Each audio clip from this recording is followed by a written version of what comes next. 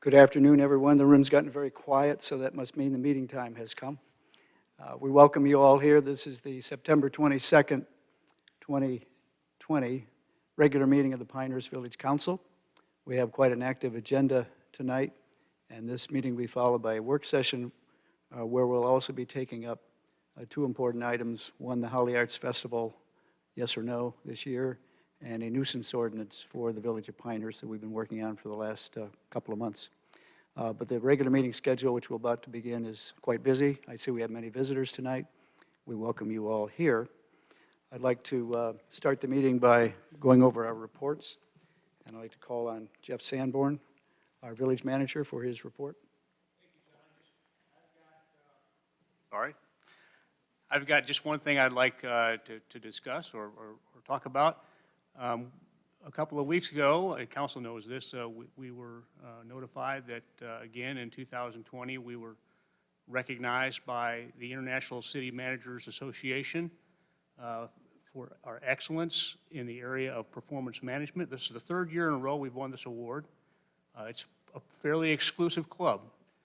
This year there are only 25 municipalities across the United States that won this award.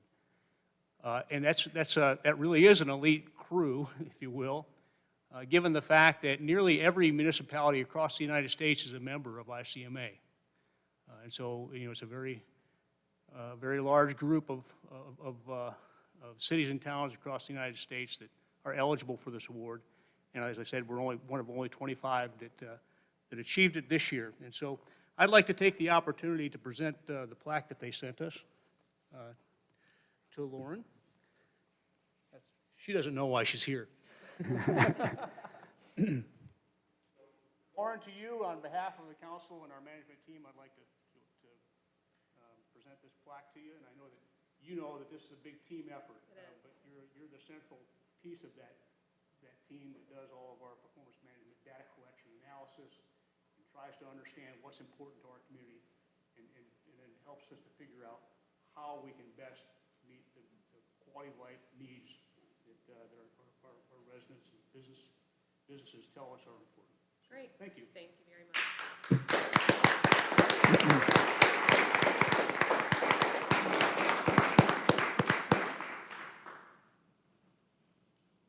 Anything else, Jeff? All I've got, John. Thanks. That's wonderful. And you all have gathered, but just to confirm, Lauren Craig is our performance management official in village government. She's the one that helps us work on processes and procedures and reporting. And in fact, later tonight, she's going to be giving quite a major report on our latest community and business survey. That's what this big notebook is all about. And Lauren helps to supervise that whole process, which involves all of the staff and all of the departments, right down to the newest employee to the latest, oldest employee. So thank you, Lauren, for your work, and we look forward to hearing from you a little bit later. From my commentary tonight, I have a few things. For those who are listening to this meeting, I would just remind you that you may send comments or questions, which will be read by the clerk at the end of our regular meeting in our public comments period. And if you want to send those comments by email, they should be addressed to public comments, that's 2 words and 2 C's, public comments at vopnc.org. Public comments at vopnc.org. The second point I would make is, as the governor of North Carolina pointed out this afternoon, North Carolina remains an orange state with respect to COVID-19. That's in the middle. We're doing okay. We're not increasing, we're not decreasing, we're kind of in the middle, is the way I would put it. But that really means we need to be safe. And as I've mentioned here for some months now, we're guided by the 3 W's: wear a mask, wait 6 feet from somebody else, and wash your hands. And that seems to be the best approach so far. And I compliment all of you here tonight that are wearing your masks. Those of us speaking will have masks off most of the time so you can hear us. And if you are speaking tonight, we would ask you to take your mask off as well.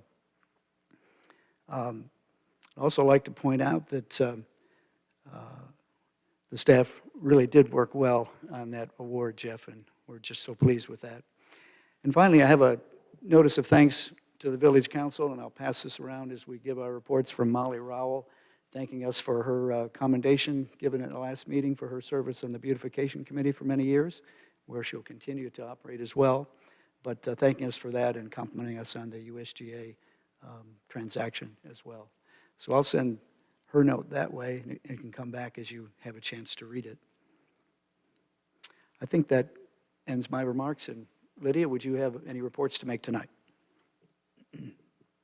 Thank you, John. I'm happy to report, and John can tell you, that yesterday the Neighborhood Advisory Committee finally was able to get back together, and it was a joy to see representatives from the neighborhoods in here. Two things, interestingly, they voiced some of the same concerns that we talk about, stormwater management, noise, traffic on Highway 5, so that no curveballs there. And second, one thing John brought up to them, and Judy is on this a lot, if you see something you think we want to hear about, please tell us about it. There's a wonderful thing called My VOP.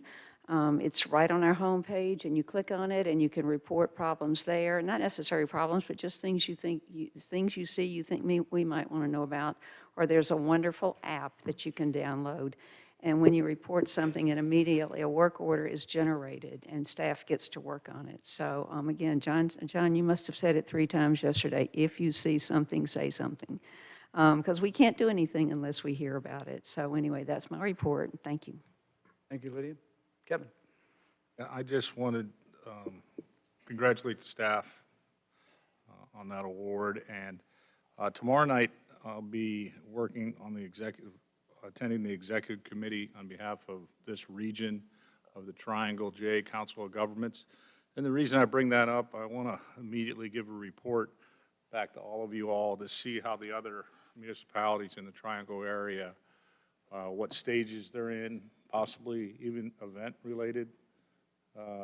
It's kind of neat when you get this whole region in a room and you get the representatives, and you're able to see how these larger municipalities are handling it, and the smaller ones. So I'll be representing the village there tomorrow night, and I thought that usually I would wait to the next meeting. I'll send a report immediately after that meeting tomorrow night. Thank you.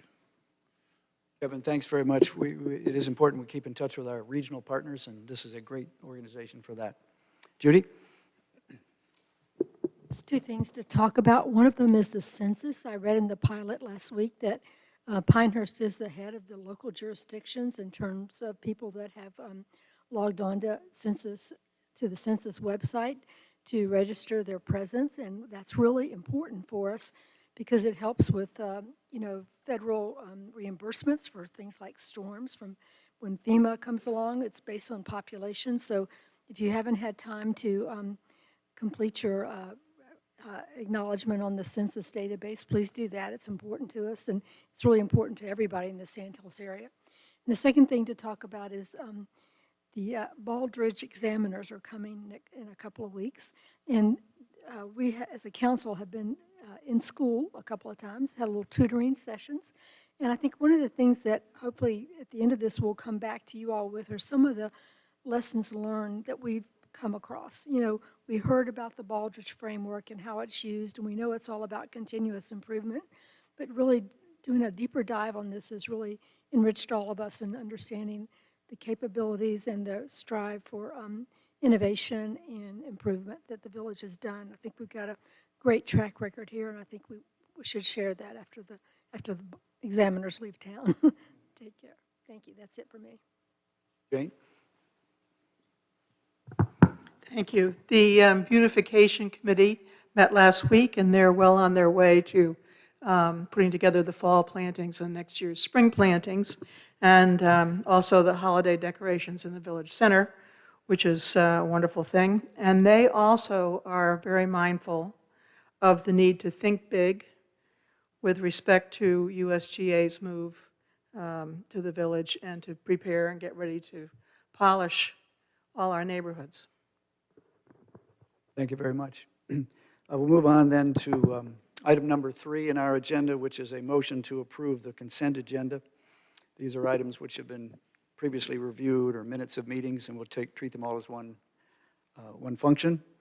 The first thing I'll ask, though, is there any part of these consent agenda items that a member of the council wants to pull out for delay or further discussion?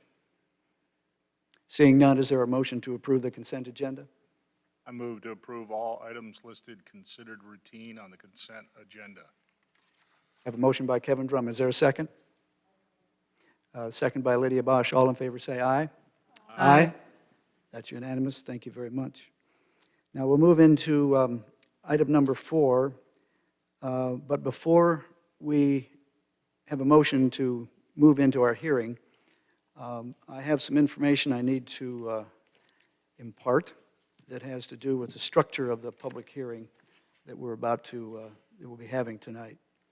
So if you'll bear with me a minute, I have some very detailed, important outlines of that meeting to talk about. We're going to be having a hearing to hear a special permit request for the property at 855 Linden Road.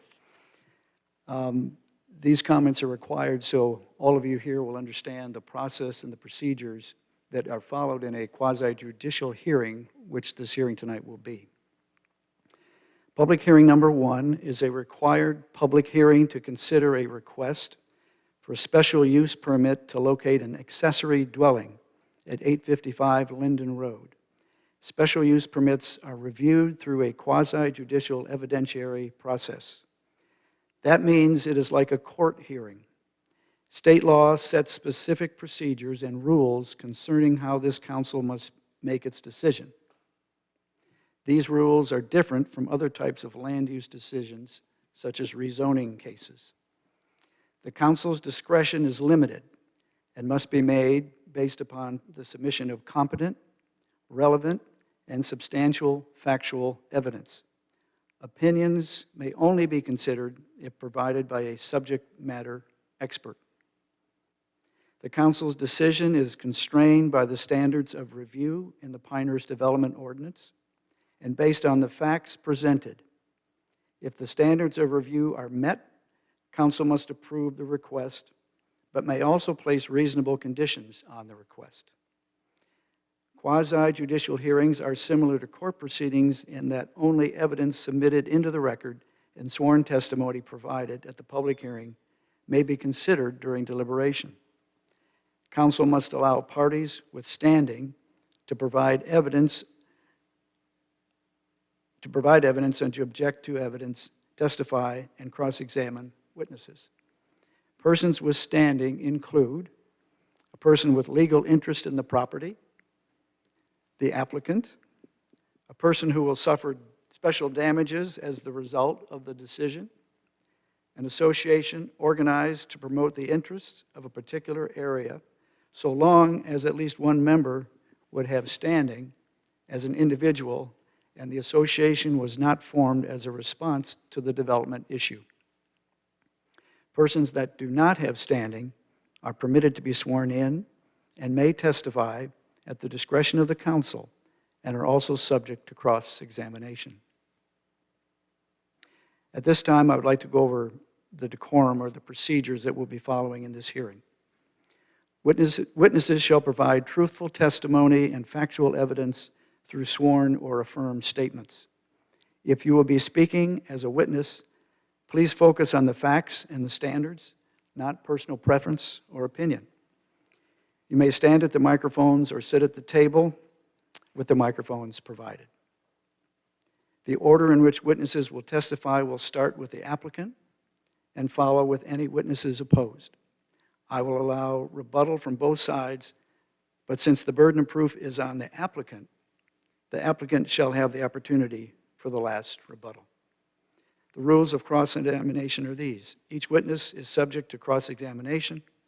Cross-examination shall be limited to questions that are competent and related materially to the standards of review as identified in Section 4.5.6 of the Pinehurst Development Ordinance.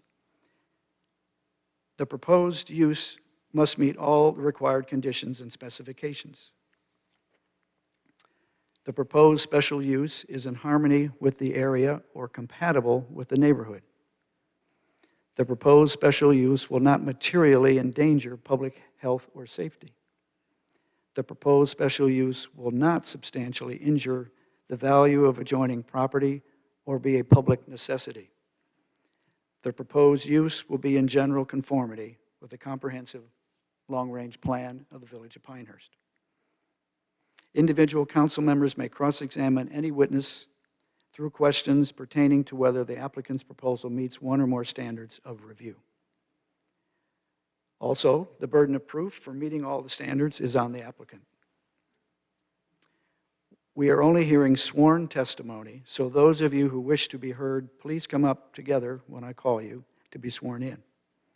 I would like to give a friendly reminder that the purpose of the hearing is to hear factual evidence and only factual evidence. The findings in this case cannot be based on conjecture or assumption. Now I'll ask for a motion to recess our regular meeting and enter into a public hearing. Is there a motion? Move to recess the regular meeting and enter into a public hearing. Motion by Judy Davis. Is there a second? I'll second it. Second by Jane Hogeman. All in favor say aye. Aye. Aye. Any opposed? That's unanimous. Now, those of you who wish to testify would please come to the front desk, the desk in front of me with the microphones, and I will swear you in, all in one group. Is there anybody here who's with? All right. I have a list of, I know I turned it over. Thank you, Judy. I have a list of at least two names, Daniel Bailey, and I can't read the second one, living at 11 Clementon Lane. Fred, thank you very much. Would you step to the microphone? Daniel Bailey, are you here to testify on this? You're not speaking on this hearing? Okay, thank you. Is there anybody else who wants to speak in this public hearing?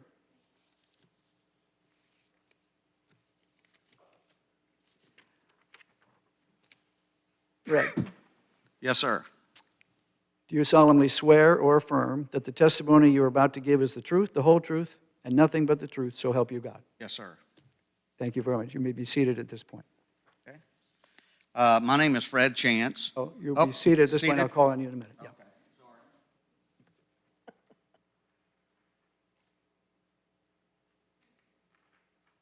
All right.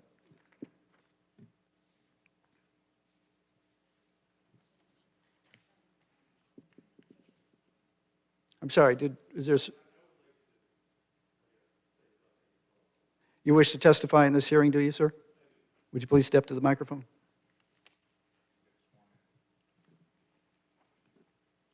Mayor Strickland, can Yes. you also swear me in at the same time? Yes. And any other staff? You want to just, I'm good. you'll be the only one, Peter? Yes, sir. You want to stand there and take the oath? Yes, sir. What is your name, sir? Scott McDonald. Scott McDonald? Yes. Thank you very much. Peter and Scott, do you solemnly swear or affirm that the testimony you are about to give is the truth, the whole truth, and nothing but the truth, so help you God? I do. You are now sworn in. All right.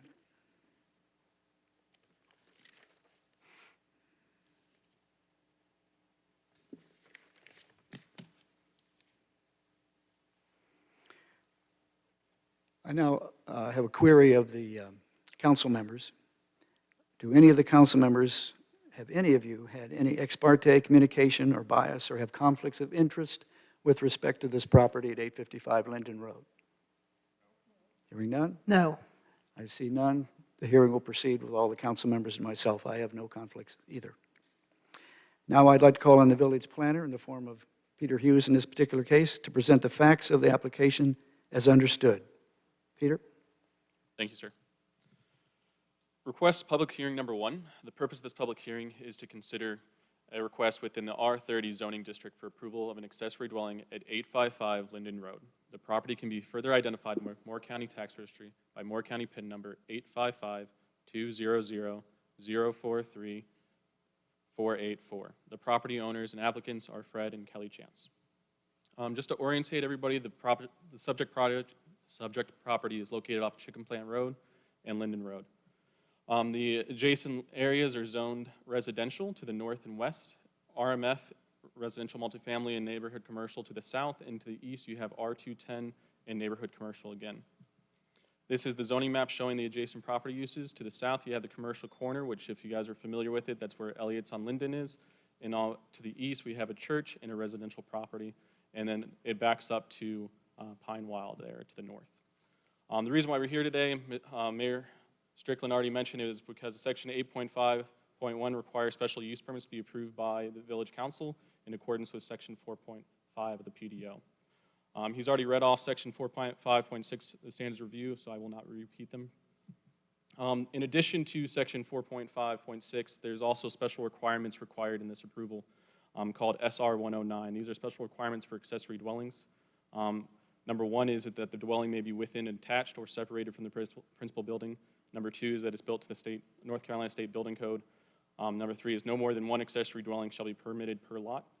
Number four is the accessory dwelling shall be owned by the same person as the principal dwelling. Number five is that the accessory dwelling shall not be served by more than one driveway. Number six is accessory dwelling shall not exceed 30% of the heated floor area.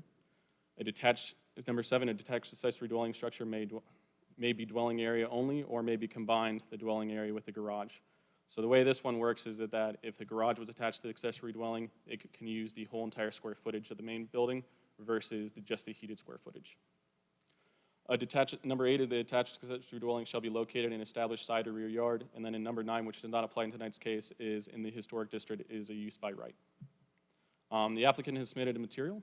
It submitted a complete application, a site plan, multiple landscape plans, multiple building plans, and then a justification or response to Section 4.5.6 standards.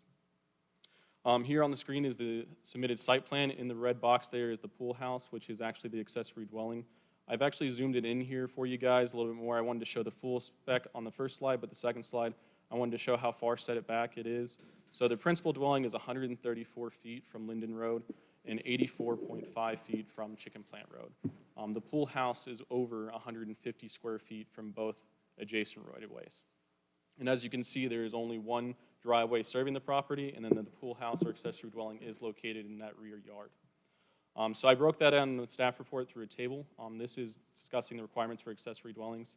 The requirement is 10 feet from property lines and 20 feet from right-of-way, if it's adjacent to a right-of-way. The proposed accessory dwelling will be greater than all those, with the proposed closest property line is 35 feet, which is that side property line to the north. And then we also, for the sake of argument, I've also included the principal dwellings measurements because those come into play with the 30% rule. The entire lot of the size of the lot is 130,000 square feet. The minimum setback for front yard is 40 feet, and the proposed is 134 feet. The minimum side yard is 54 feet, and the minimum street setback is 84.5 feet. In your reports, I actually had it at 64.5. That was a mistype. It should be reflected as 84.5 as on the site plan. And then the maximum building height is 29.3, which was from the application. Impervious data, once again, this goes into any site plan approval. The impervious calculation comes out to 11% of the total lot. The requirement for R30 is 30%, so the proposed principal dwelling, all the associated impervious coverage, all comes out to less than that 30%. The applicant has proposed a landscaping plan which will help screen the property from Chicken Plant Road. As you can see in the yellow dots there, we have 14 green giants. Green giants are mature trees that will grow multiple feet per year, and at their maturity will be 15 feet. And then they have additional screening around the pool, which will provide extra screening as well. The applicant is also required to submit a foundational planning for an accessory dwelling, and the proposed landscaping plan is within conformity with the PDO. This is an aspect of what the proposed structure will look like. It's a mixture of materials that match what's going to be on the primary structure.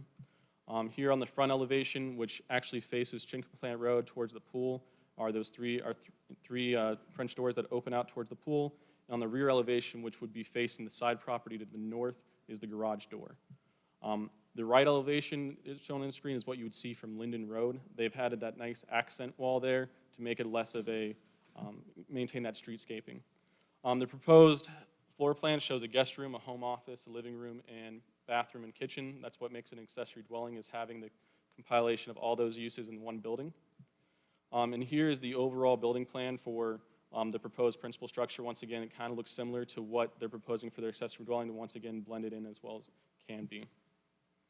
So just to review those special requirements of 109. The accessory dwelling attached within or detached, the proposed accessory dwelling is detached. It will be built to the North Carolina State Building Code. There is no more than one accessory dwelling proposed. It will be under single ownership. It is only served by one driveway. The proposed principal dwelling is 5,500 square feet in heated area. The accessory dwelling is proposed to be 1,425 square feet, and when you do the math on that, it comes out to 25%, which meets that requirement of 30%. And then the proposed accessory dwelling is located in that rear yard. At this time, staff would like to submit the following into the record: staff report, presentation, application, applicant's materials, photos and site plans, findings of fact, and would be happy to answer any questions. Thank you very much, Peter. Those will be entered in the record. Now I'll call for testimony from those who are in favor, and I'll start with the applicant. I believe that's Mr. Chance. Thank you. And Mr. Chance, you can speak right from there or at the table, whichever you prefer. Okay, I'll speak here. Thank you. Identify your name just so the microphone can pick it up, Okay, please. my name is Fred Chance, and my wife's name is Kelly. She can't be here this evening. She works remotely for a company that is an advocate for helping people that are on drugs. She also teaches at the community college. One of the rooms there is going to be her office, and whichever one she chooses, I guess. We recently, I spent 22 years in the Air Force, and then I taught high school for 18 years in West Virginia. Grew up in Laurinburg, and it was my goal a long time ago to move to Pinehurst. We recently moved from Pinewell and purchased this property adjacent to Pinewell. It has all the amenities of Pinewell, however, without a lot of the restrictions. Going down that one driveway, and it's not annotated, we're going to put crepe myrtles on both sides of the road. And the design of the home is French country, and we had the architect that drew it design the pool or the accessory structure to maintain that same architectural design. It's going to be brick and stone. It's going to be a very nice building. One of the main reasons is my son, when he comes down to visit, he has to stay in a hotel because he's allergic to pets. It's going to give him and his family an opportunity to come down and visit without staying in a hotel. Because we do have pets, we have cats and dogs. And he also is a city councilman in a town in Mason, Ohio, and he entertains and he brings clients down from his business at least 3 times a year to play golf in the Pinehurst area. So it's going to work out well for everyone to be able to have a place to go. And I would not do anything that would detract from this fine community of Pinehurst, and hopefully the city council will approve my request for the accessory structure. Thank you very much. If you have any questions, my wife and I did a very detailed answer and have worked with the city. And if you have any questions, I'll be glad to answer them for you.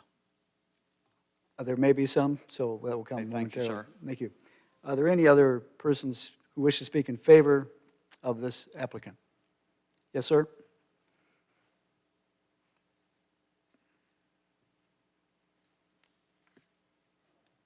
My apologies. I thought this was for the Floyd Way. No, it is not. subdivision. My apologies. That's all right. We'll be on to that in a little while. Thank you. Are there any other persons desiring to speak on behalf of the applicant for this public hearing about 855 Linden Road? Seeing none. Do we have any testimony or cross-examination by anyone in opposition to this application? Seeing none. And seeing none, the applicant has nobody to cross-examine, so we'll skip to the next point. Thank you. Are there any further comments, Mr. Chance, that you wish to make then on the application, other than what you've just given? All right. I'll open this up to the council. Are there any council members who would like to ask questions or clarify what was presented or the evidence that has been provided? Judy? Peter, I just would like to understand, the accessory structures require village council approval? Just because- accessory dwellings. Accessory So if this wasn't an dwellings. accessory dwelling, they could build it, and they actually have gotten approved for the pool house. They're asking to make it an accessory dwelling. So you're just approving the use tonight, not the location or anything like that. Said earlier, if in the historic district, that's a right that, That's a use by right. You guys would not be required to approve that, and it gets approved all the time. yes, that's what I thought. All right, thank you for that clarification. Peter, just a reminder, speak into the microphone too, please. Okay. Keep hearing you on your answers. Any other questions from village council members? I just Kevin? want to understand, Mr. Chance owns 13 Hallkirk Drive? I'm sorry, what was the On question? on the notification sheet? Mr. Chance, maybe you could come to the microphone and then for our questions I just addressed to needed you. understand that. Yeah. Yes, So, sir. Or on the neighbor or contact list, and Yes, sir. We used to own 13 Halkirk. We sold that and closed last Friday. yeah, Yes, sir. thank you. So sorry I had to close that loop. Yes, sir. are there other council members with questions on this I have a application? question. Jane Hogeman? Thank you. On the office use, will there be clients or deliveries, or is this just to work from home, or will there be traffic coming in and out for that use? No, ma'am, there won't be any. My wife records her sessions for the community college, so it'd be used for that, and also her work, but no traffic in or out and associated with commercial traffic. Thank you. Yes, ma'am. Mr. Chance, would you just stay right there, please? Peter, in respect to this question about use of the building as an office, are we in any jeopardy here of violating village rules with respect to these structures? They would and how need they're to used? file a home occupation permit, so they need to file an additional application to use it, but the accessory dwelling is what you guys are being heard today. For the home office use, they would need a separate permit, which would be approved by me. And any further questions of the village council members? Seeing none, is there a motion to adjourn the public hearing and re-enter the regular meeting for discussion of this application? I move to adjourn the public hearing and re-enter the regular meeting. I have a motion from Judy Davis. Is there a second? Second. I have a second from Jane Hogeman. All in favor say aye. Aye. Aye. Any opposed? That motion passes. We will now reopen the regular meeting and have a council deliberation on this application. Are there any other comments from staff? No, sir. Are there any comments from village council members of staff or discussion amongst ourselves on this application? Jane Hogeman.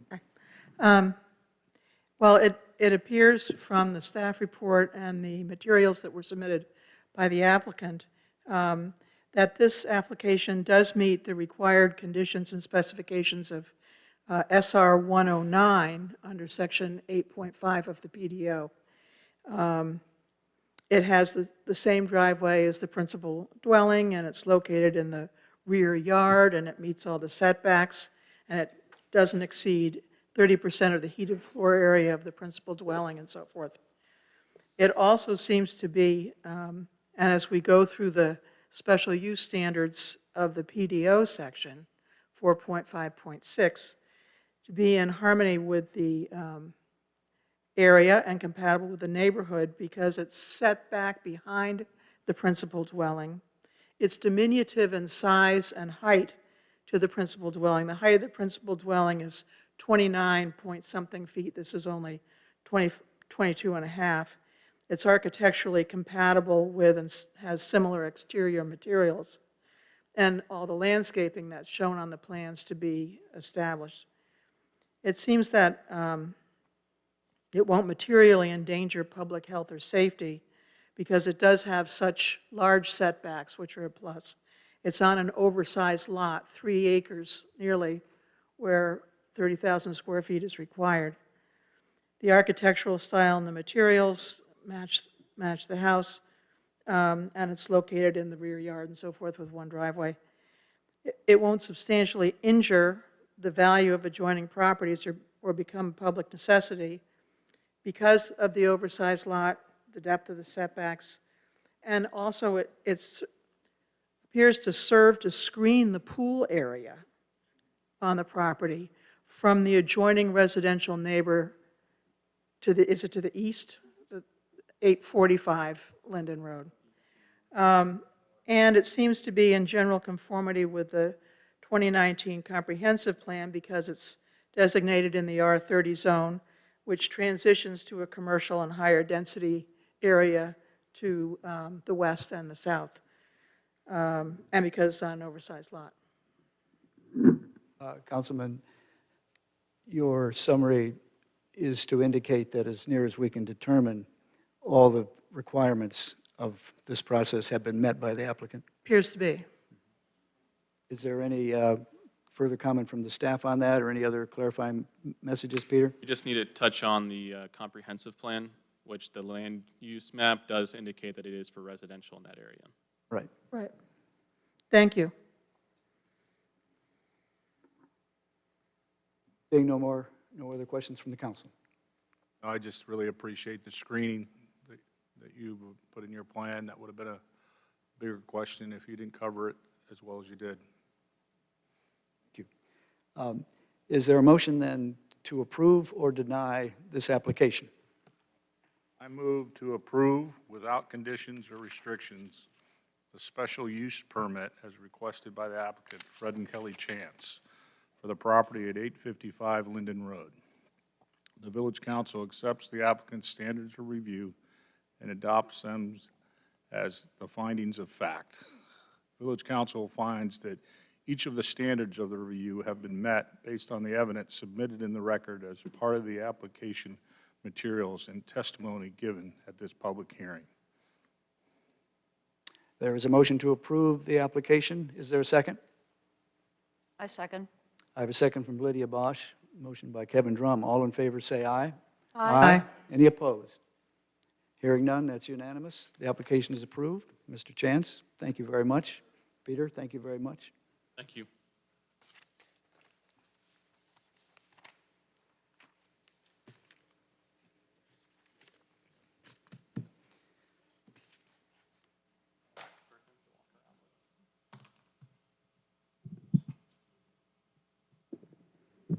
We'll move on to item number 8, which is discussion and consideration on the preliminary plat for Floyd Way.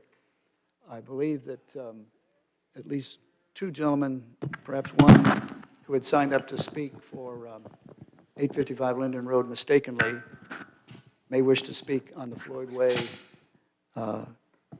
project. Those comments will come at the end of the regular meeting under open comments from all attendees. There will be no public comment as the village council, the staff, and the applicant discuss the Floyd Way project. That being said, I'll turn the... Where's mine? What happened to the PowerPoint? Oh, we're working on it, sorry. Okay, all right. Does the village manager have any opening comment with respect to Floyd Way at this time, or we'll just wait for Darren to go? I guess it might be helpful just to highlight the fact that this is a continuation and that, Yes. Correct. We left off at the end of the last council meeting after having done the required public hearing with the council's desire to deliberate further and consider comments and questions that came from the public during that public hearing, and offer the opportunity for staff to consider those questions as well, and for council to thoughtfully consider the overall picture of this proposal. It also might be helpful to remind everybody that this is fundamentally an administrative decision. It's not a legislative decision, it's not a quasi-judicial decision, it's purely based on whether or not the proposed development meets the requirements of our local ordinances. Thank you, Jeff. Darren? That's correct, and I'll start. Floyd Way subdivision review, which is a continuation, as Mr. Sanborn just stated. Darren, as you go, I'm going to just remind you, speak slowly for me and loudly for everyone, all right? Thank you very much. This is a major subdivision review for an 11-lot, single-family subdivision near Floyd Way and Diamond Head Drive. The applicant and owner is DGH Management. The current zoning and land use. The current zoning is R20. R20 is a medium-density residential district. The maximum density, if there are no watershed restrictions, and there are in this case, the maximum density in a comparable R20 zoning district is 24 dwelling units. In this particular case, they are proposing 11 single-family residential lots, totaling over about 11.38 acres. The property is currently located within the extraterritorial jurisdiction, and the applicant has stated that they intend to request annexation at some point down the line before we accept public roads, streets like that. The proposed zoning and land use, there's no change. There's no change in the land use or zoning. They're not requesting a zone change, so it doesn't bring into play a legislative decision. It's not a quasi-judicial process like you just heard. Council reviews to determine compliance with the PDO standards. Council review is an administrative decision. You're looking at the terms and conditions as laid out in the PDO and ESSM. What this is it's essentially an administrative staff level review that has been elevated to the council level. So similar to if somebody came into the planning office, requested to get a building permit, we'd review it under the standards in terms of the PDO. Our process elevates major subdivisions, which is anything above three residential unit, or 3 lots, to a council review. Our system somewhat builds in, we require a public hearing, and what it does is it builds in a false expectation that if we send out the notifications, there's a bunch of people who do not like the subdivision. If they don't like it, you have to potentially deny it. That's not the case with an administrative type of review.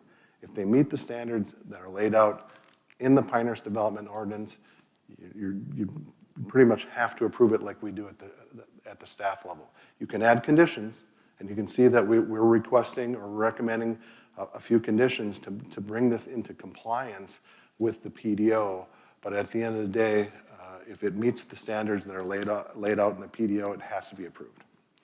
The council and public hearing first held on August 11th, and then we had a planning and zoning board public hearing back on July 9th. Adjacent land uses and zoning, mainly consisting of single-family residential uses and zoning. The area to the north is a single-family residential subdivision that is zoned R10. To the south is single-family residential. There's some vacant lands to the south. East is single-family residential and vacant, and that's zoned R5. West is a single-family residential subdivision or lots and recreational development.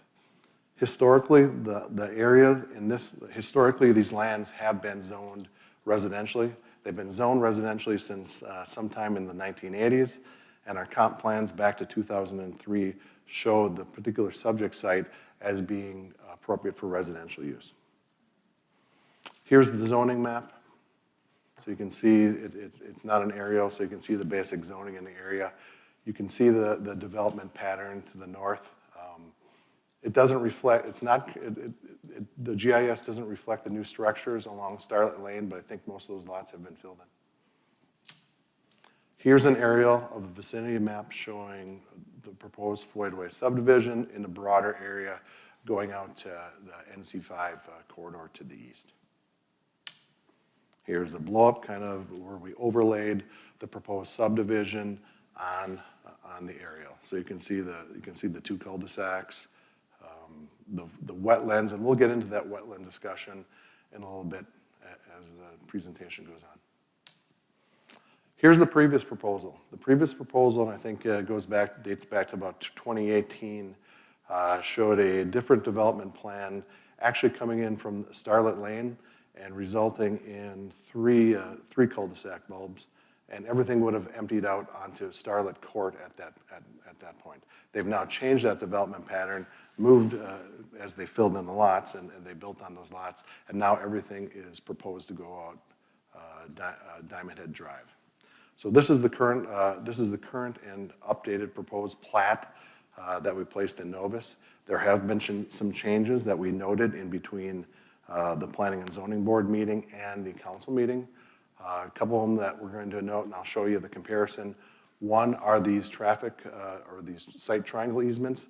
The site triangle easements are no longer shown on the plat. The applicant is asked to remove those. We will have a condition discussing that later. And the other major item that had been missed, and in part our GIS system was not up to date, it was not drawing it correctly, was the wetlands that are shown in the corner. The plat has been updated to reflect that wetlands. We do not have the assessment that's associated with that, and you'll notice we have an updated condition to require us to provide us with that assessment before they move forward with construction at that site. So here's the site plan that went before the Planning and Zoning Board back in July, and you can see the major change on this particular one is these site triangles are no longer shown on the plat that is before you tonight. We have some recommendations, and we'll get to that in a minute. The other thing that was not shown was the wetlands in the corner.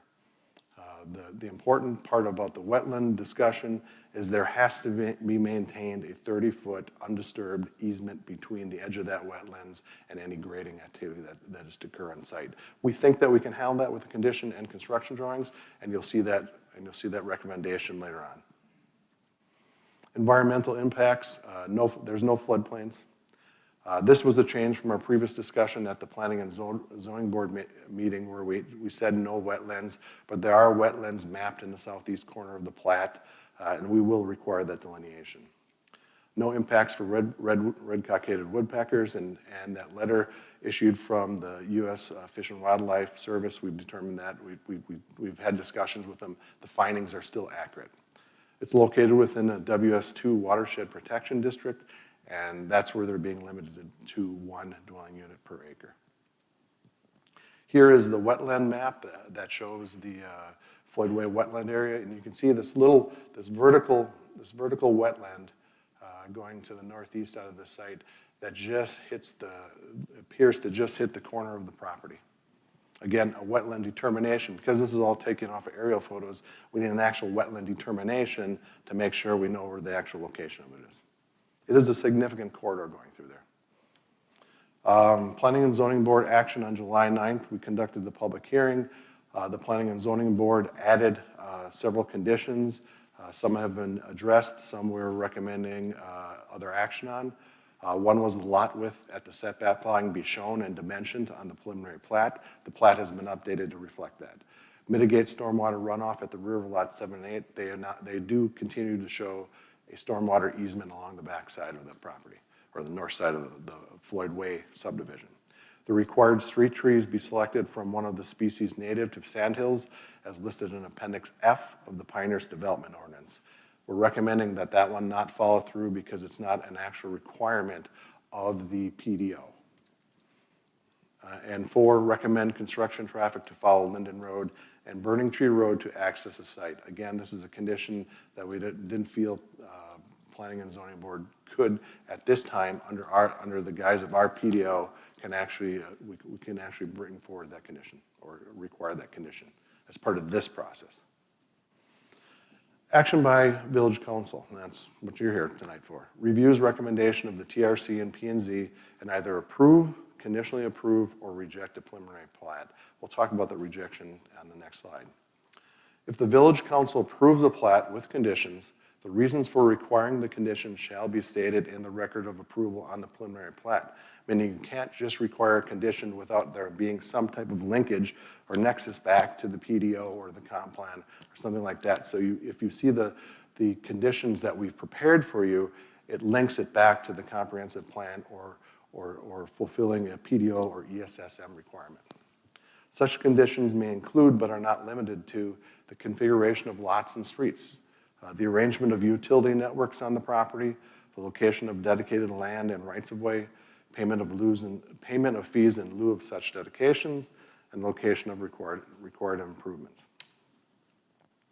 If council rejects the preliminary plat, the reasons therefore shall be stated in the record along with recommendations for ways to revise the preliminary plat so it could be approved. So as you're looking at this plat, if you do reject it, you have to provide the applicant with some rationale or some conditions that they could come back and it could potentially be approved. For instance, the site triangle issue. You could potentially reject that and say, bring it back, show those site triangle easements on it. We think we offered the easier way and just approve it conditionally with the requirement that the applicant put those site triangles back onto the plat before we actually sign off on it. Additional staff research and reviews since our early August meeting, there were some questions about the validity of the RCW letter. Staff contacted both Susan Miller and Carolyn Crom, and they confirmed the findings of the letter. And I believe that letter is valid until January, 1 year.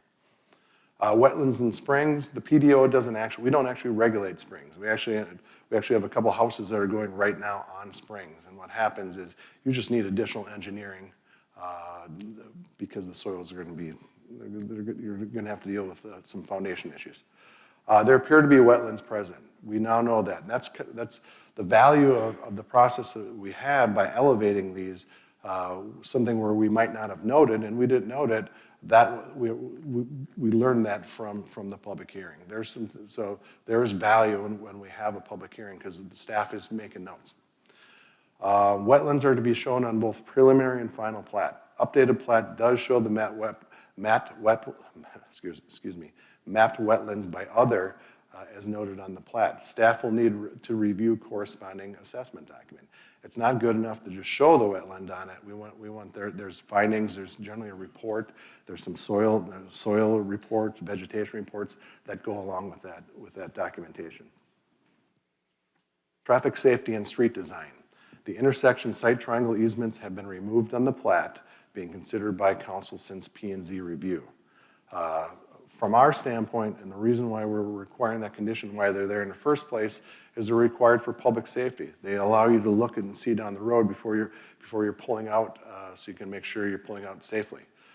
They're required to be shown on the plat per section 3.02A of the engineering specifications or standards and specifications manual.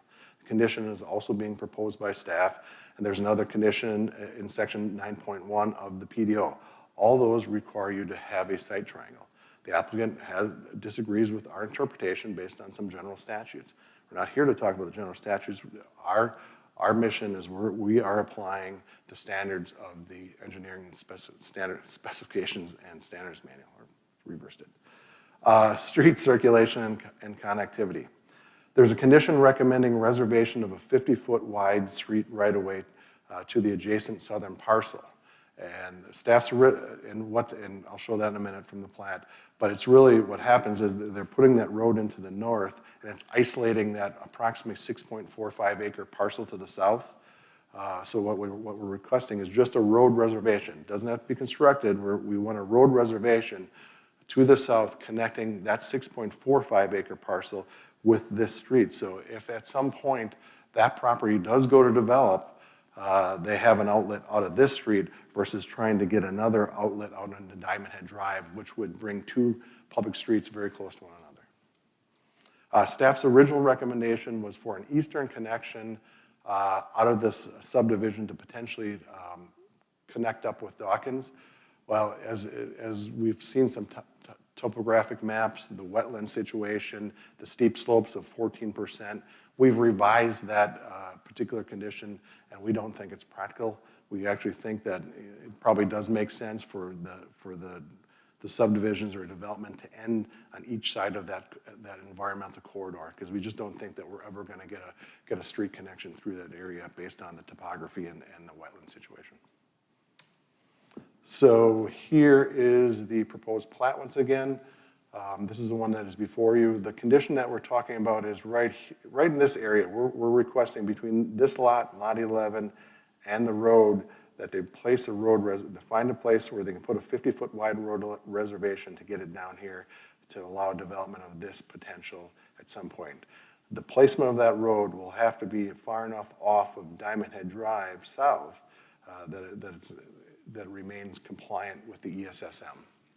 The other major thing, they're showing, again, the wetlands as delineated by others. Again, we need additional documentation before they move forward with actual construction and development, the actual presence of those wetlands. This was one of the maps that was provided by the applicant when we had that condition about extending the right-of-way to the east. And it makes a lot of sense. Here's that vertical wetland, and you can see these topographic lines. It's very steeply sloped. This is about 14% down this way. It's probably about the same going back up. This area is draining about a 140-acre watershed. So this feature almost runs like a stream. I think there's a beaver dam back there, but I was able to walk this particular area, and this area is wet. So it does make sense to kind of end this development in this area, end this development in the future to the east, and kind of hopefully provide, keep this as an environmental drainage corridor. This is that wetland map again. These are the conditions, and I'm gonna veer off here because this is very hard to read. So staff condition number 5.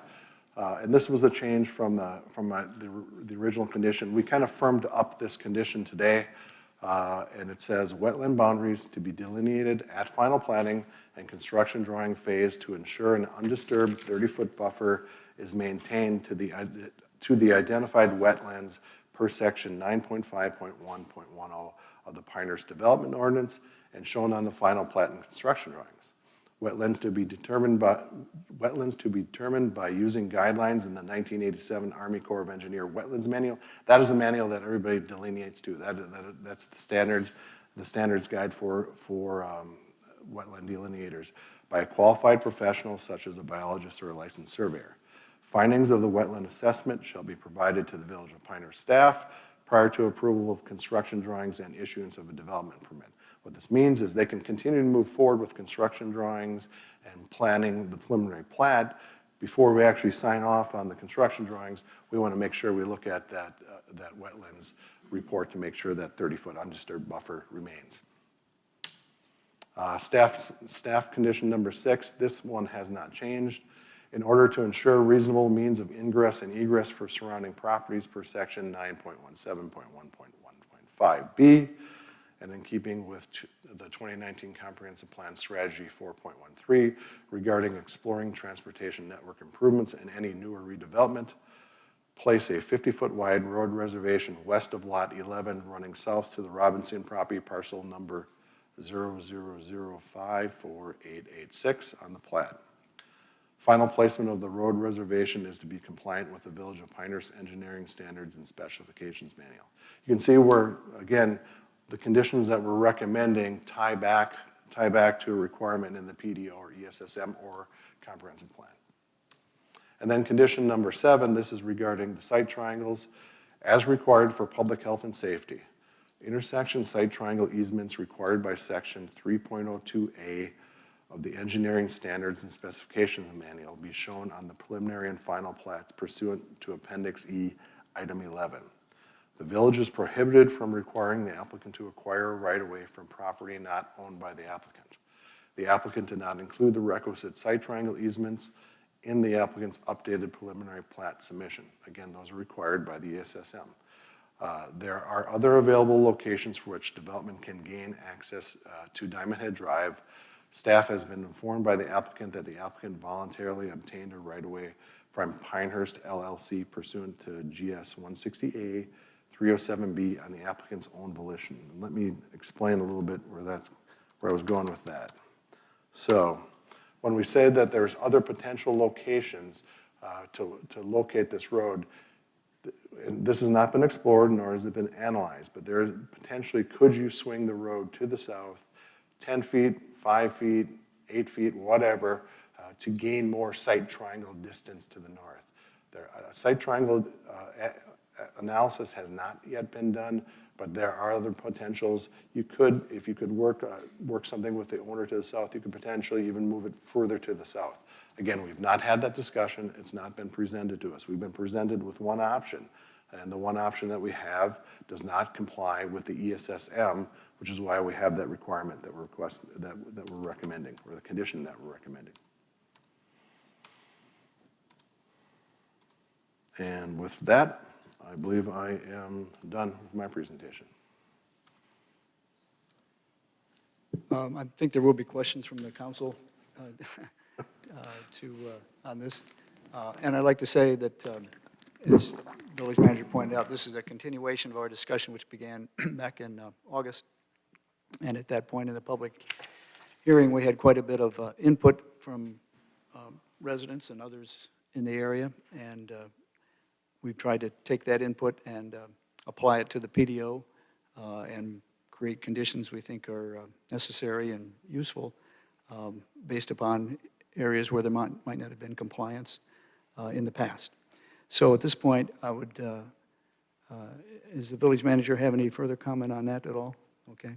Are there questions for the staff that would like to be addressed by council members? Kevin? Jane, go ahead. Thank you. Mm-hmm. Is there still, on the latest version of this plan, a revised, a stormwater easement provided on the north, along the north side of the subdivision tract? Yes, that's still shown on there, correct? Oh, let me pull the plat. I have it.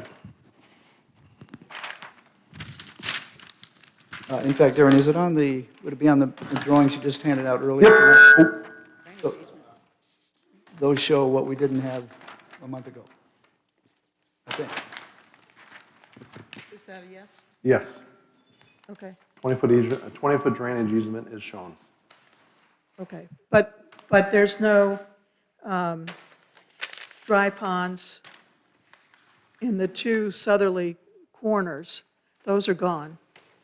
So is that amount of indication of how stormwater will be shown, does that need to be provided on the preliminary plat at this point in the process? No, it does not need to be provided at this point. The stormwater plan will be reviewed as part of the construction drawings, and we'll get that refinement as, if the preliminary plat is approved, that will be part of the construction drawing and final platting phase. Do we need a condition with respect to that? No, because the stormwater review will be required as part of the process. So they have to comply with the stormwater requirements, so that will come through the next phase. It's a requirement, so it's not needed as a condition. Okay, and I guess my last, well, that's okay. Thank you. Kevin? Yeah, I just simply wanted to ask that A, B, and C reflects those additional conditions and they recommended. Your microphone. In the recommended motion, A, B, and C reflects those conditions, additional conditions you mentioned. Yeah. Do you agree with that? Beth concurs, yes. Okay, that's all I have.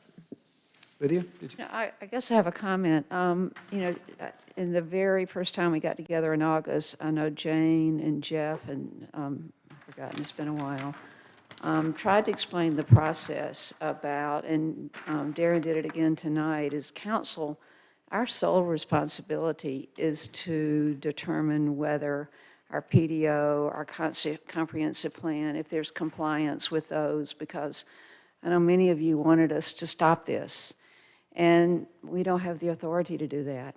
And I want to thank all of you for your incredible level of public participation in coming to meetings and emailing us. But also, Darren and your staff have just gone above and beyond in responding to everything. I mean, I don't know how many times have you walked that property since the first time we met. And so we're here now because you guys care so much and because staff has worked so hard on this. And my only, I guess, question or request is if council does approve this with the conditions, I just want assurance that these conditions will be, that you guys will be as diligent going forward as you've been the past month and a half in getting to this point and doing everything you can to make sure we have full compliance with our documents and that we respond to their concerns. And we will do that, especially with respect to both the wetland boundaries. Again, they're showing the wetland boundaries on the preliminary plat. We're going to want further documentation. We can handle that during the construction drawing phase. The big issue will probably end up being the site triangle issue, where we're recommending a condition that the site triangles be back on that preliminary plat.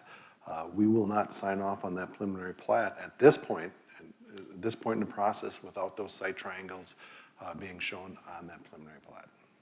And that goes to, the point I just made. All we can do is assure that our document, we push for compliance with our documents. That's it. That's your requirement under the PDO as an administrative review. Again, it's not a legislative and it's not a quasi-judicial, what you just did. It's an administrative review. It's, again, essentially a staff-level decision being elevated to council. Thank you. Further questions from council members? Judy, did you? No, I just, again, like Lydia, want to thank everybody for their participation at surfacing things that we were not aware of, and I think that, we've got some clear direction here to follow as we progress this development.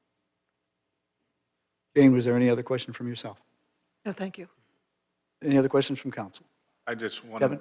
to add that this is the preliminary plat, and there's still work left for the staff on the stormwater.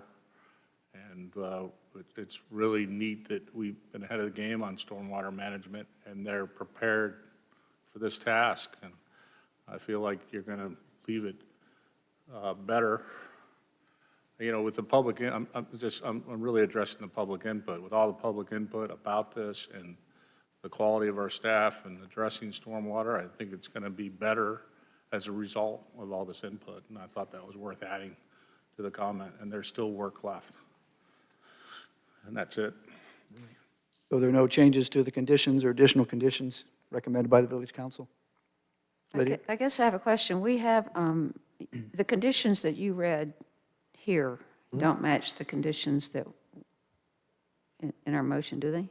No, they don't quite match now. Condition 6 in particular look different. Let's talk about that, make sure we have it the way we want it, yep. Asked that question. I thought If the conditions as worded here should be the wording in the proposed motion. Is it the conditions that Beth sent out? Because Beth literally sent out the...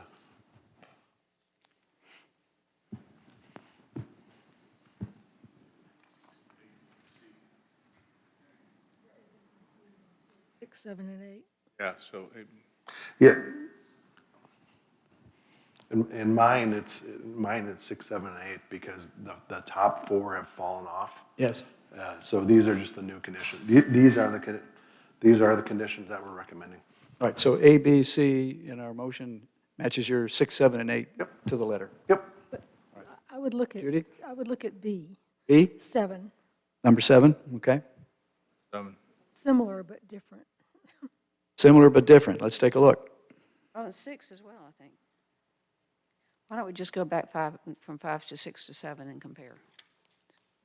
Darren, do you want to read, you want to take my, Hey, Beth, that's good. That's worth doing.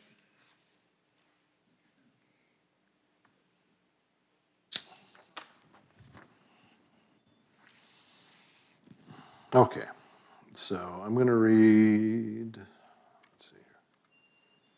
Wetland boundaries. So I'm going to read the motion Wetland boundaries to be delineated at final planning and construction drawing phase to ensure an undisturbed 30-foot buffer is maintained to the identified wetlands per section 9.5.1.10 of the Pinehurst Development Ordinance and shown on the final plat and construction drawings. Wetlands to be determined by using guidelines in the 1987 Army Corps of Engineer Wetlands Manual by a qualified professional such as a biologist or licensed surveyor.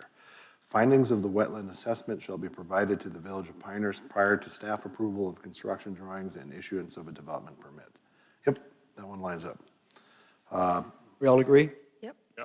5 is A, right? Right. Okay, go ahead. B is place a 50-foot wide road river. Here, Go to your slide. Oh, next slide, please. I'm sorry. Darren, are you reading from the green sheet, or are you reading from, I'm reading from the green sheet right now. looking at your number 6 as we go along, right? Yep. So 6 is B. Place a 50-foot wide road reservation west of Lot 11, running south to the Robinson property parcel number 000-54886 on the plat in order to ensure reasonable means of ingress and egress for surrounding properties per section 9.17.1.15B and in keeping with 2019 Comprehensive Plan Strategy 4.13 regarding exploring transportation network improvements in any new or redevelopment. Final placement of the road reservation to be compliant with the Village of Pinehurst engineering standards and specification manuals for street and driveway locations. The only That thing that seems to say the same thing, but the first sentence Right. structure is flip-flopped. The clauses are yeah, reversed. it's just in order to ensure. I'm comfortable it's the same thing. Yeah. I'm comfortable, is everyone else? Yes. Jane, Lydia, Yeah, Judy? it's, B, we're comfortable with B on our motion? Okay. that was a good catch. Go to C. Let's go to- C, staff number 7, condition C. As required for public health and safety, intersection site triangle easements required by section 3.02A of the engineering standards and specifications manual be shown on the preliminary and final plats pursuant to Appendix E, Item 11. The village is prohibited from requiring the applicant to acquire right-of-way from property not owned by the applicant. The applicant did not include the requisite site triangle easements in the applicant's updated preliminary plat submission. There are other available locations for which the development can gain access to Diamond Head Drive. Staff has been informed by the applicant that the applicant voluntarily obtained a right-of-way from Pinehurst LLC pursuant to GS 160A-307B on the applicant's own volition. That one should match up. Yep. We all agree? I'd just Jane? like to comment, if I may, that it should be SIGHT triangle. And it's in there a couple of times. That's the way it's written here. Corrected on the slide. Okay. Well, I'm still, if we're going to say the motion, might as well say the right word, even though it sounds the same. Okay. I'll note that the right word is up there. What'd you know, Kevin? The right word is up there. Talking about I'll note that. on the green sheet, I know, I just just- noticed that. I changed it. But, Really is which no one cares on that, but I'm ready to make a motion if Yeah, are everybody's there any up. other comments or questions from the village council of staff? Any other comments from staff? Is there a motion to approve or deny this application? I was going to suffer through this long motion. Take one for the team. I move to approve the Floyd Way Major Subdivision Preliminary Plat identified as Moore County Parcel ID 000520077 with the following conditions. A, wetland boundaries to be delineated at final platting and construction drawing phase to ensure an undisturbed 30-foot buffer is maintained to the identified wetlands per section 9.5.1.10 of the Pinehurst Development Ordinance, and shown on the final plat and construction drawings. Wetlands to be determined by using guidelines in 1987 Army Corps of Engineers Wetlands Manual by a qualified professional such as a biologist or licensed surveyor. Findings of the wetland assessment shall be provided to the Village of Pinehurst staff prior to approval of construction drawings and issuance of a development permit. B, place a 50-foot wide road reservation west of Lot 11 running south to the Robinson property parcel number 000-54886 on the plat in order to ensure reasonable means of ingress and egress for surrounding properties per section 9.17.1.15B, and in keeping with the 2019 Comprehensive Plan, Strategy 4.13, regarding exploring transportation network improvements in any new or redevelopment. Final placement of the road reservation to be compliant with the Village of Pinehurst engineering standards and specifications manual for street and driveway locations. And then C, as required for public health and safety, intersection site triangle easements required by section 3.02A of the engineering standards and specifications manual be shown on the preliminary and final plats pursuant to Appendix E, Item 11. The village is prohibited from requiring the applicant to acquire a right-of-way from property not owned by the applicant. The applicant did not include the requisite site triangle easements in the applicant's updated preliminary plat submission. There are other available locations for which the development can gain access to the Diamond Head Drive. Staff has been informed by the applicant that the applicant voluntarily obtained a right-of-way from Pinehurst LLC pursuant to GS 160A-307B on applicant's own volition. There's a motion by Kevin Drum. Is there a second? I second.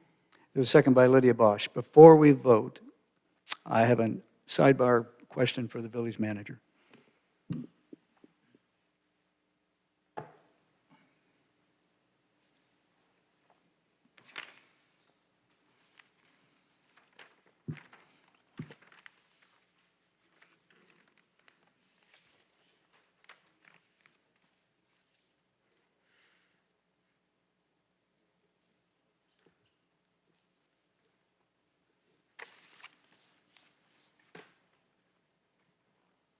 Thank you. Before we vote, does the applicant or representative of the applicant have any comments they would wish to make?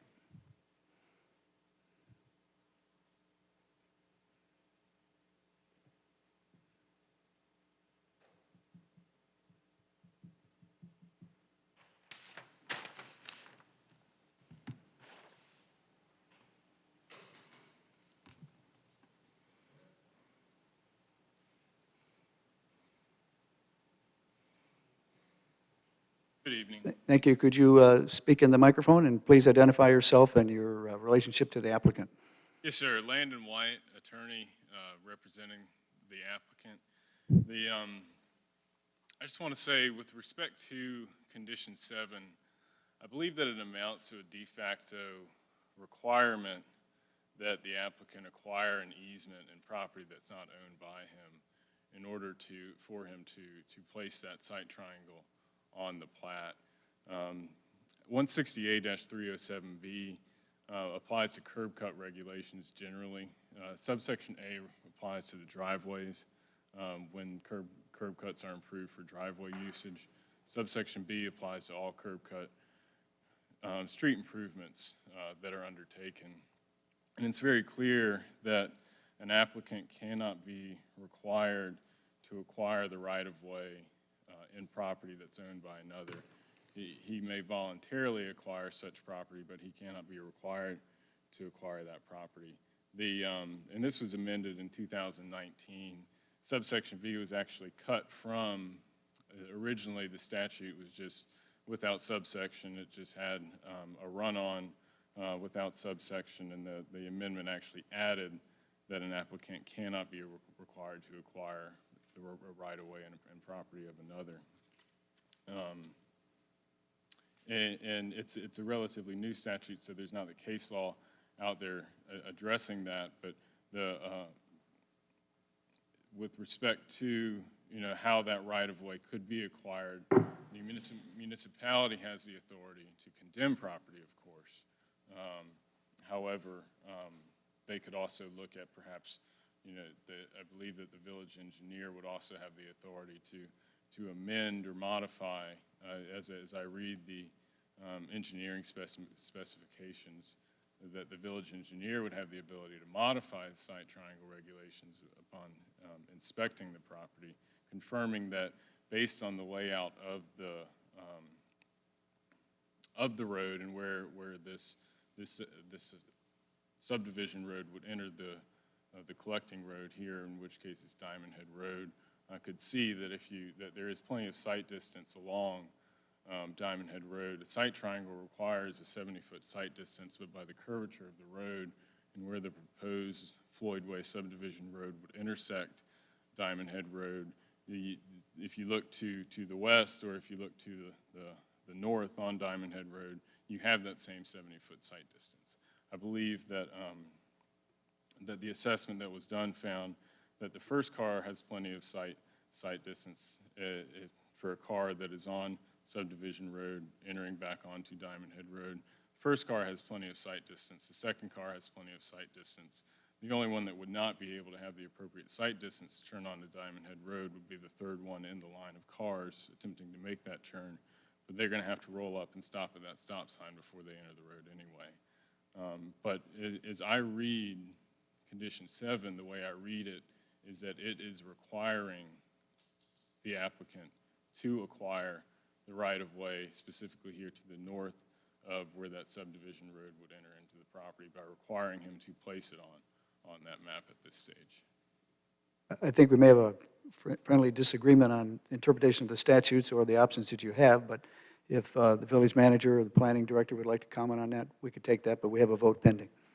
Sir, I missed your name. Could you give that? Yes, sir. It's Landon White. Is it Landon? Yes. Landon, Landon, White, White. Thank you, Landon. Jeff? Excuse me. Jeff, did you have a question on that? I do not. Or Thank a you. comment?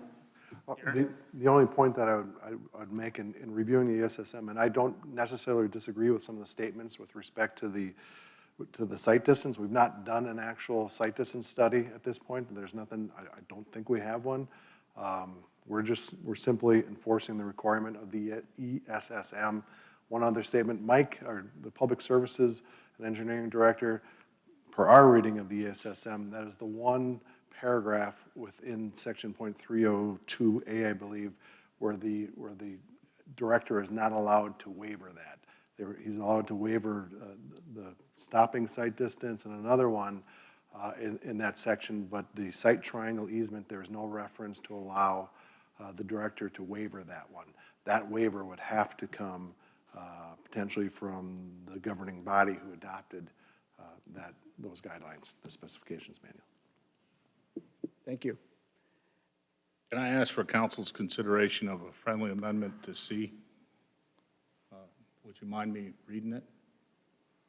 I think, no, I don't think so. We have a Okay. motion that's been made by yourself. We have a second. We have the text here.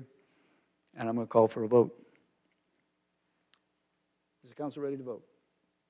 All in favor of the motion presented by Kevin Drum, seconded by Lydia, I think. In favor, say aye. Aye. Aye. Any opposed? Motion carries. Thank you.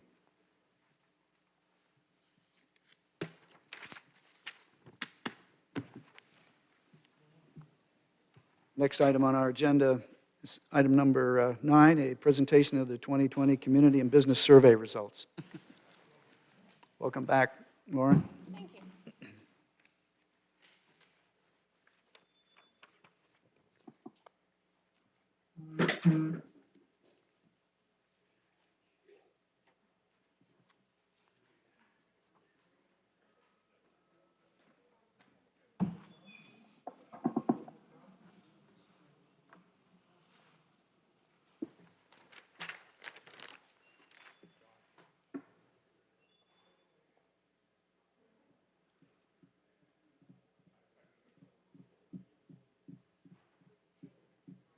Lauren? Okay, Good great. evening. Thank you very much. Yes, of course. The village recently conducted its 9th annual community and business surveys. And again, once again, we contracted with ETC Institute to gather input from our residents and businesses in a broad spectrum of our village services. I do want to note the information that we gather from these surveys help the village set community priorities, including our staff and budget expenditures. It helps us determine our areas of focus that need improvement among our services, and it helps us identify future needs. As you know, council, this is only the beginning of our data dive. We take this information, we detail it out even further. We're able to segment the information and look at that information a little bit further in detail at our strategic planning pre-retreat meeting. We're able to even take that information and benchmark against the communities that we typically benchmark against by the process that we use here at the Village of Pinehurst. So I am actually going to turn this presentation over. We've got a new format today. As you see on the screen, Jason Morato has joined us virtually. This is COVID style today.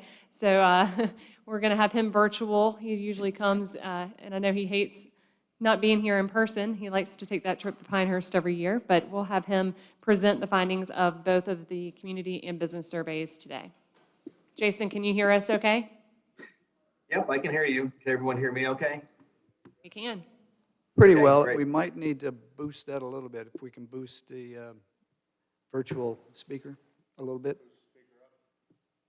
Can we do that here? Speak again, Jason. Sure. Did you need it a little bit louder? That's good. I think we're getting there. Okay, great. Thank you. Great. Well, normally this is where I would say it's great to be here in Pinehurst, but today I'm in my office in Olathe, Kansas. Just different times we're all dealing with. So today I'm going to go through the results of both the resident survey and the business survey. I'll start with the resident survey presentation, and then I'll answer any questions you have after I finish that, and then I'll move on to the business survey. So we'll start with the resident survey. This is the 9th time we've conducted the resident survey for the Village of Pinehurst. Before we really dive in, I just have one slide about ETC Institute. We're based in Olathe, Kansas, which is in the Kansas City area. And we're a national leader in providing market research for local governments. We've been doing this type of work for over 35 years. And in the last 10 years alone, we've conducted surveys in more than 900 communities in 49 states. So this is really the type of work that we specialize in. This is just a quick rundown of what I'll go through today. I'll go over the purpose and methodology of the survey. What I call the bottom line up front is our main conclusions from the survey, boiled down to one PowerPoint slide. And then I'll go through the major findings to show how we came to those conclusions. And I'll be happy to answer any questions as well. So there's several reasons to conduct a survey like this. One is to get an objective assessment of how satisfied residents are with major village services, and also determine what residents feel are the top priorities for the community. We're also able to measure trends from the previous surveys, and then also compare your results with other communities across the country on both a regional and a national basis.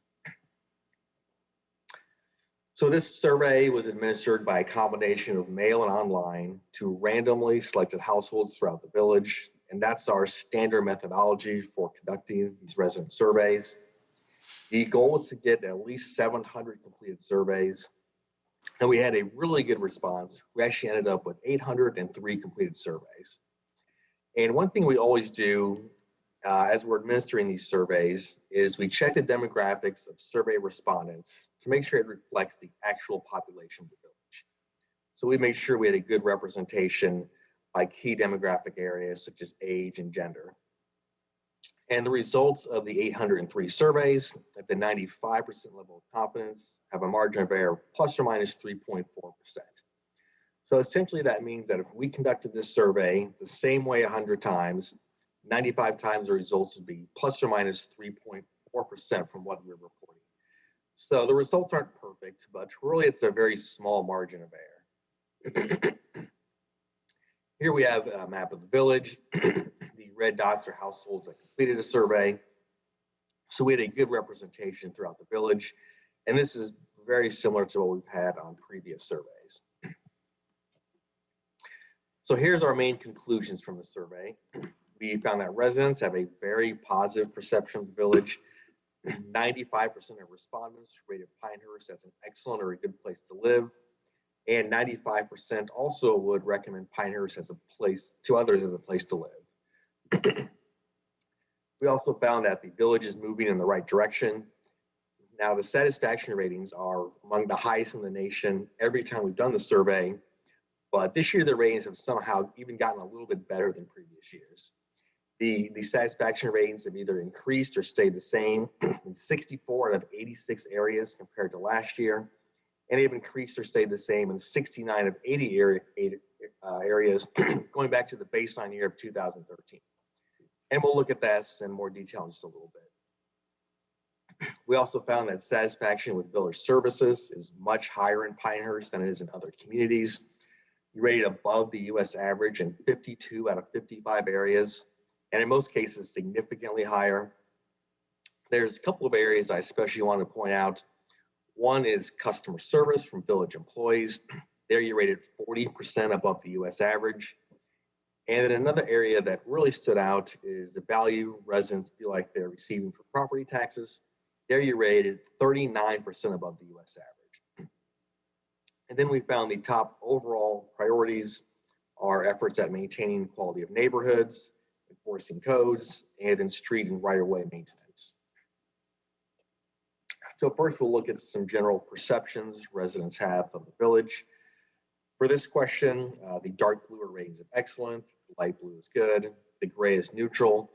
And for this question, we interpret neutral as meeting expectations. It's a rating of a 3 on the 5-point scale. And then the pink are those ratings of below average or poor. So these are various perceptions of Pinehurst. And you can see the positive ratings far outweigh the negative. And in fact, most residents gave ratings of excellent or good for the overall feeling of safety, the image of the village as a place to retire, as a place to live, the overall appearance, and the overall quality of life in the village.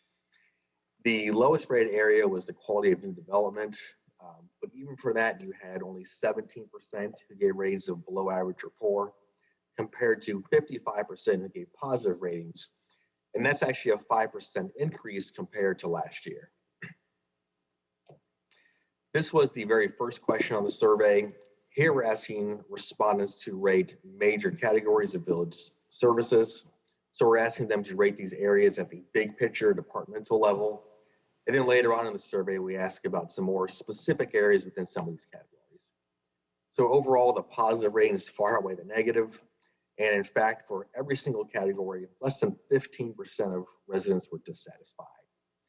And if you start at the top of this chart, you can see the highest rated areas are fire, police, solid waste, parks and recreation facilities, and customer service.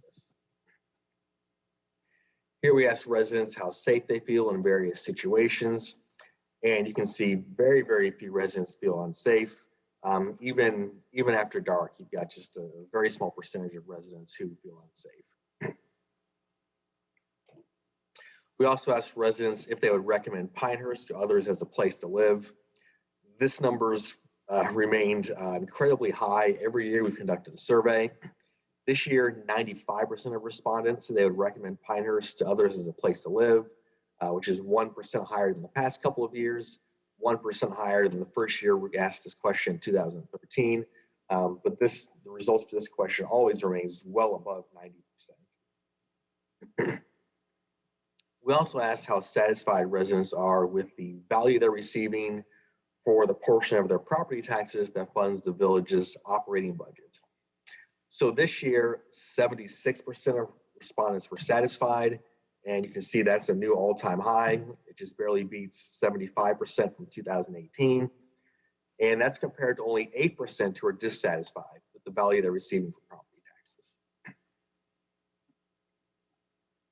So I mentioned earlier that the village is moving in the right direction. All those satisfaction ratings are incredibly high. Every year we've conducted the survey. This year, the satisfaction ratings have increased in 57 of 86 areas. They've stayed the same in 7 areas, and they've decreased in 22 areas. And the other thing I wanted to point out is that there are 22 areas that had a significant increase in satisfaction. And by significant, I mean 4% or more increase. Only 2 areas had a significant decrease, which is 4% or less. So there was a total of 11 areas that had a satisfaction increase of more than 5% compared to last year. and then no areas at all that had a decrease of more than 5%. So here are the areas with the biggest increase in satisfaction compared to last year. The biggest increases were the quality and availability of recreation indoor facilities. There was a 15% increase in satisfaction with leadership by elected officials, 10% increase in satisfaction with stormwater runoff management system, as well as the effectiveness of appointed boards and commissions, as well as the effectiveness of village manager and appointed staff. Other areas with the biggest increases in satisfaction were maintaining quality neighborhoods, which is one of the highest priorities in last year's survey, curbside recycling, street and right-of-way maintenance, which was another one of the highest priorities in last year's survey, solid waste, and value received for property taxes. So this would obviously be good news any year we conducted the survey, but considering all the challenges that come with living through a worldwide pandemic, this is really, really impressive. I mean, just really fantastic results. Here are just some more comparisons. This is for major categories of services. The blue are the satisfaction ratings for this year's survey. The gray is last year, and then the pink is 2013. So this gives you the short-term and the long-term trend. The blue arrows are places that have had a significant increase in satisfaction compared to last year. So that includes solid waste, street right-of-way maintenance, maintaining quality neighborhoods, promoting natural resource conservation, level of public involvement in local decisions. That's had a really significant increase long-term. Only 40% were satisfied in 2013. Now over the years, it's increased all the way up to 63%. And then codes and ordinances is the other area with a significant increase in satisfaction. Here are comparisons for perceptions. Every area had an increase in satisfaction compared to last year. And there's 3 areas that had a significant increase. That includes the village as a place to retire, as a place to raise children, and then quality of new development. So we also, just like previous years, did comparisons to other communities. And once again, you rate much higher than other communities in most areas. This first chart is for major categories of village services. And in every single area, you rate significantly higher than the national average. There's a few areas I especially wanted to point out. This 5th row down, customer service and village employees, you have an 82% satisfaction rating, which is about double the regional national average. If you look at the row below that, communication with residents, you have an 81% satisfaction rating, which is more than 30 percentage points above the US average. And then down here towards the bottom, level of public involvement in local decisions, you have a 63% satisfaction rating, and that might seem low compared to these other areas, but the regional and national average is just barely over 30%. So for this category, 63% is actually an outstanding number. For perceptions, again, in every category, you rate significantly higher than other communities. One of the areas that I think stands out the most here is this bottom row, value received for property taxes. You have a 76% satisfaction rating, more than double both the regional and national average, which is below 40%. Here are comparisons for public safety. You see there's several areas where you rate significantly above other communities.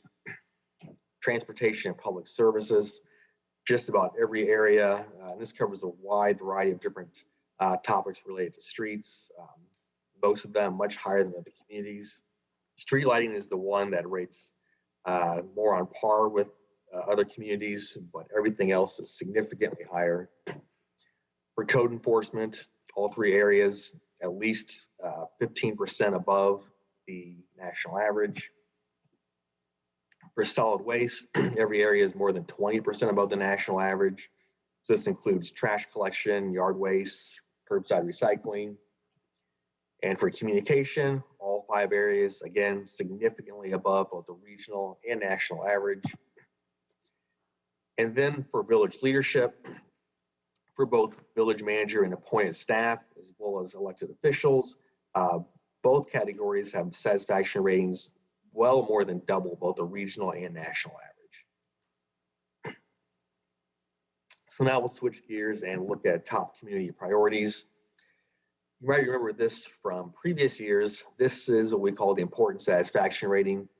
And the purpose of this is to help determine which areas should be the highest priorities to focus on. This analysis is based on two different types of data. First, we ask residents how satisfied they are with services. And then the follow-up question is which services are the most important for the village to emphasize over the next couple of years. So the idea behind this is that those areas that have a combination of a low satisfaction rating, but at the same time are rated as the most important, should be the highest priorities. So this first table is for major categories of services. The top priority is efforts at maintaining the quality of neighborhoods, and that's followed closely by enforcing codes and street right-of-way maintenance. Those were also the top three priorities last year. The only difference is last year, codes was third and streets and right-of-way was second. Here are the top priorities for transportation-related services. The highest priorities are ease of travel on Highway 5 and ease of travel through the large traffic circle. Other high priorities are street lighting and the availability of walkways. And then these are the top priorities for public services. Here, the number one priority was the quality of stormwater runoff management system.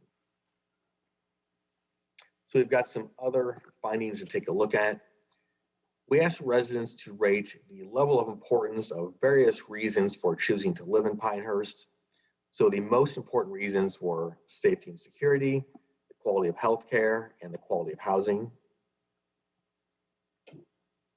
We asked which sources of information you use to learn about the village. By far, the top two sources were the village newsletter and the Pilot newspaper, and that's consistent with what we've seen in previous years. The village website rounds out the top three.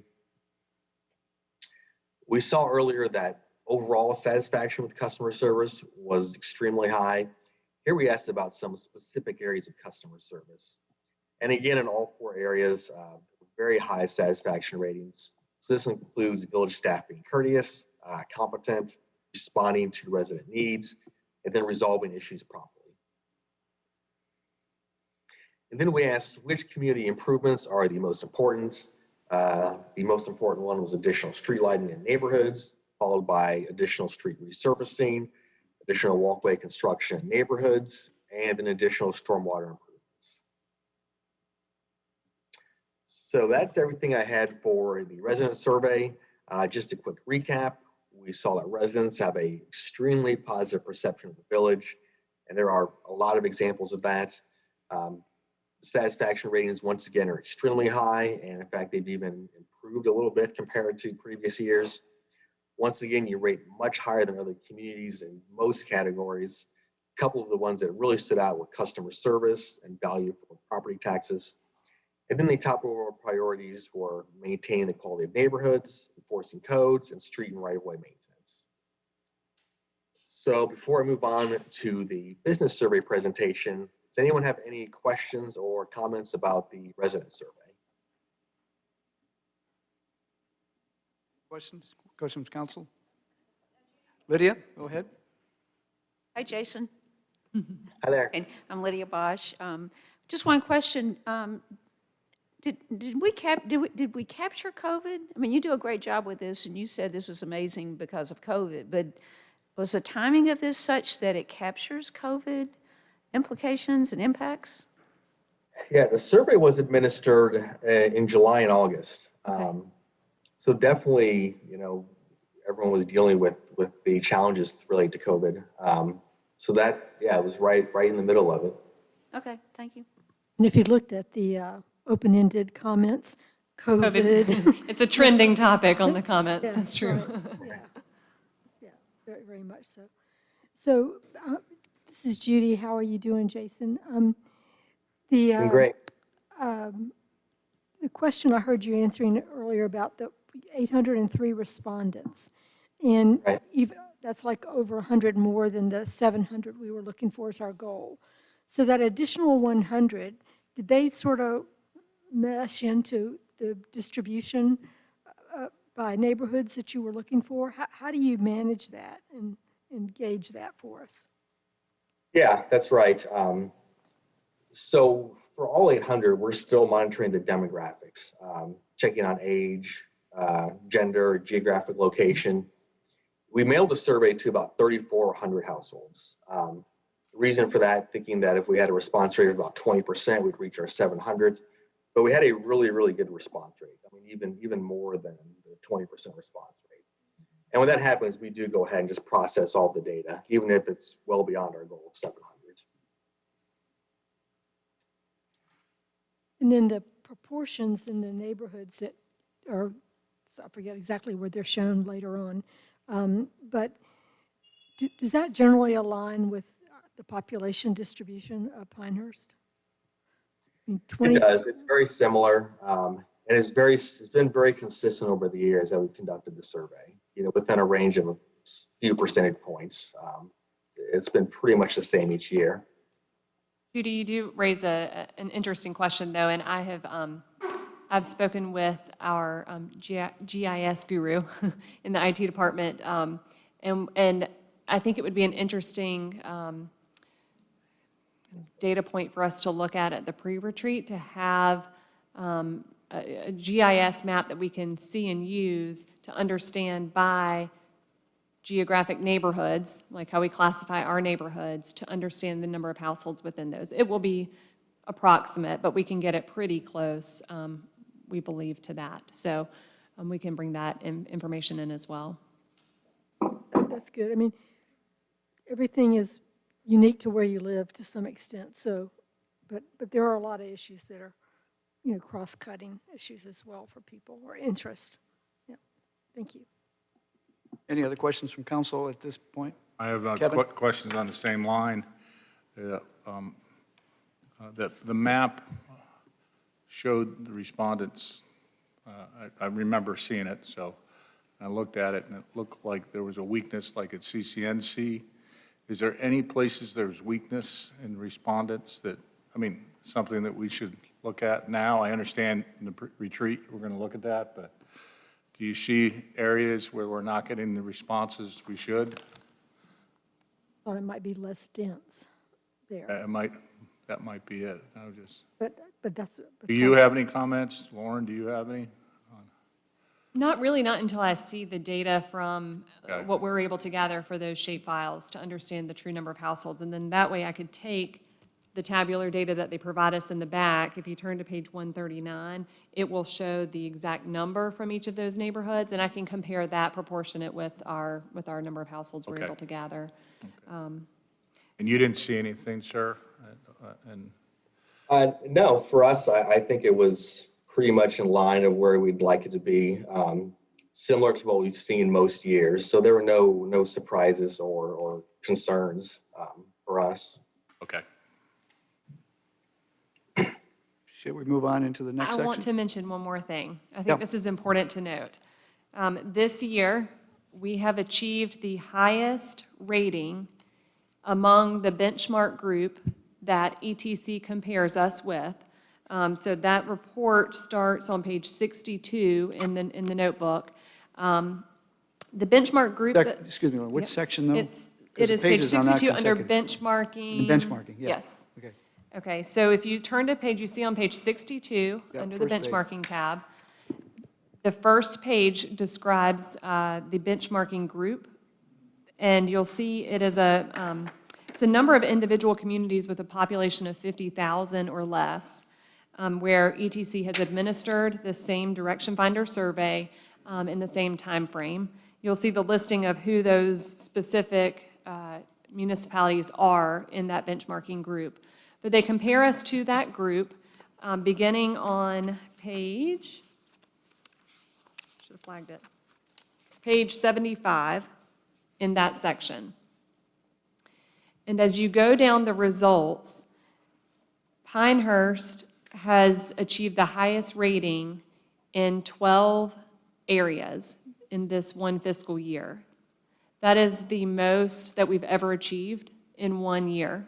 So we have achieved the highest rating in that benchmark group in 12 areas. So, you know, we as staff, when we got this information in, we were just blown away by that. That just made us very proud. You know, when you look at some of the results, as Jason mentioned, you know, you may look at a 60% satisfaction rating as not being that good by our standards, right? Like, we like anything in the 90% range. But if you look at it compared to our comparisons, we really are doing very, very well here as an organization. So congratulations to everyone at Pinehurst, at the Village of Pinehurst, for this accomplishment, but I did want to point that out for the success this year with that. Lauren, you mentioned that it's the most we've ever received, that highest rating one for. I think, if I recall correctly, it's a lot more. The A highest lot we'd more, achieved yes. for was, I think, 7. That's what I would think. And that one was kind of an outlier. And typically, it's more like 3 or 4. Yes. Yep. I think it'd be interesting to compare us more closely to what I think are our cohorts. I mean, these towns on page 62 don't feel like anything like Pinehurst. Yeah. You know, Yep. so, and I do think we all think we live in a bubble, but I don't know that I would say that same thing about Platte City, Missouri. I could be wrong. But I just think that it's not surprising to me that we score better against this cohort group, but really more of our peer group. Yep. Is what, you know. And that's why we this is step one, and, Right. and over the next couple of months, in particular, Lauren will be, and probably some help from Jill, we'll be doing some focused effort on comparing this year's results with those communities that we do typically benchmark ourselves against. Right. And that is the criteria we use, is more resort destinations that have a similar population, similar demographic, that sort of thing, located in the southeast. There's a lot of different factors that go into that. And we are able to gather their survey information. They may not use ETC's Direction Finder, but they use other groups as well. And so we're able to, we go through question by question of their surveys and align them to ours if there are some that match, so we can compare their results to ours. Right. Good. Should we move on? Okay, we're ready for the business one. Okay, great. So let's grab the business survey. Okay, can everyone see that okay, the business survey? Okay, great. So here are the results of high-level findings for the business survey. This survey was conducted at the same time as the resident survey, so in July and August. I'll skip the ETC part. So today I'm just going to go through the purpose and methodology of the survey. We broke the results into 5 main topics, and the characteristics of businesses, perceptions of the village, satisfaction with village services, reasons businesses are located in Pinehurst. Then I've got a few other findings. Then, of course, I'll be happy to answer any questions as well. So the purpose of the business survey is to assess the quality of village services that are being provided to the business community in Pinehurst, and then also identify ways to improve the quality of services being provided to businesses in Pinehurst. And then also we're able to measure results from previous surveys. This is also the 9th time we've conducted the business survey. Each year we've done the resident and business survey at about the same time. So the business survey is 4 pages long. Our business surveys are always a little bit shorter than the resident surveys. The survey was administered by a combination of mail, online, and phone. And our goal was to get at least 75 completed surveys, and we accomplished that goal. We ended up with exactly 75 surveys from business owners and senior managers. So first we'll look at just the characteristics of businesses that filled out the survey. Here are the number of years that respondents have been operating in the village. So we had a good mix of those who have been in the village for more than 20 years, as well as those who have been in the village for 5 years or less. And then the rest are somewhere in between. This is the type of business for those who fill out the survey. And this is similar to what we've seen on previous surveys, this distribution, lots of different types of industries. And then here we see that 29% of respondents were located in Village Center, 25% were members of the Moore County Chamber of Commerce, and then 23% were members of Pinehurst Business Partners. So we'll look at the perceptions of the village. We asked respondents how satisfied they are with these various perceptions. And you can see for the overall feeling of safety, quality of life, and overall image, for each of those, over 90% of businesses are either very satisfied or satisfied, very, very few dissatisfied. We asked how likely would you be to recommend the village as a business location to friends, family, and coworkers. So 51% say they are very likely to recommend Pinehurst as a business location, and that's a 10% increase compared to last year. And then overall, we've got more than an 8-to-1 ratio of those who are either very likely or likely compared to not likely to recommend village as a business location. So 75% were very likely or likely to recommend Pinehurst, only 9% not likely. We asked respondents how they would rate the overall business atmosphere today compared to 2 years ago. 29% feel like the business atmosphere is better now than it was 2 years ago. Only 8% feel like it's gotten worse.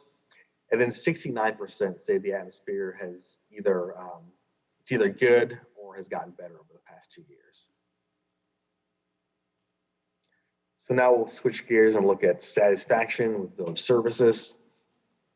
This was the very first question on the survey. We asked respondents how satisfied they are with services and departments that they've used in the past year. And you can see that we have very high satisfaction rating in all different departments and services. In fact, very few were dissatisfied with any of these services. 100% were either very satisfied or satisfied with code enforcement, fire emergency response, and village hall. And then we asked which services and departments are the most important to your business. Police patrol was rated as the most important, followed by fire emergency response, streets and grounds, and police emergency response. We asked overall, how satisfied are you with the quality of services provided to your business by the Village of Pinehurst? 55% say the overall quality meets their expectation, and then 34% say the overall quality is higher than their expectation, and that's compared to only 3% who say overall the services are below their expectations. We also asked about level of satisfaction with various other areas, and again, very low dissatisfaction ratings for any of these areas. For all of these, less than 20% were dissatisfied. And if you look at the top of this chart, most respondents were satisfied with the cleanliness of streets and public areas, and then landscape maintenance and right-of-way public areas. Those are typically areas that are very important to businesses. We also asked about overall customer service.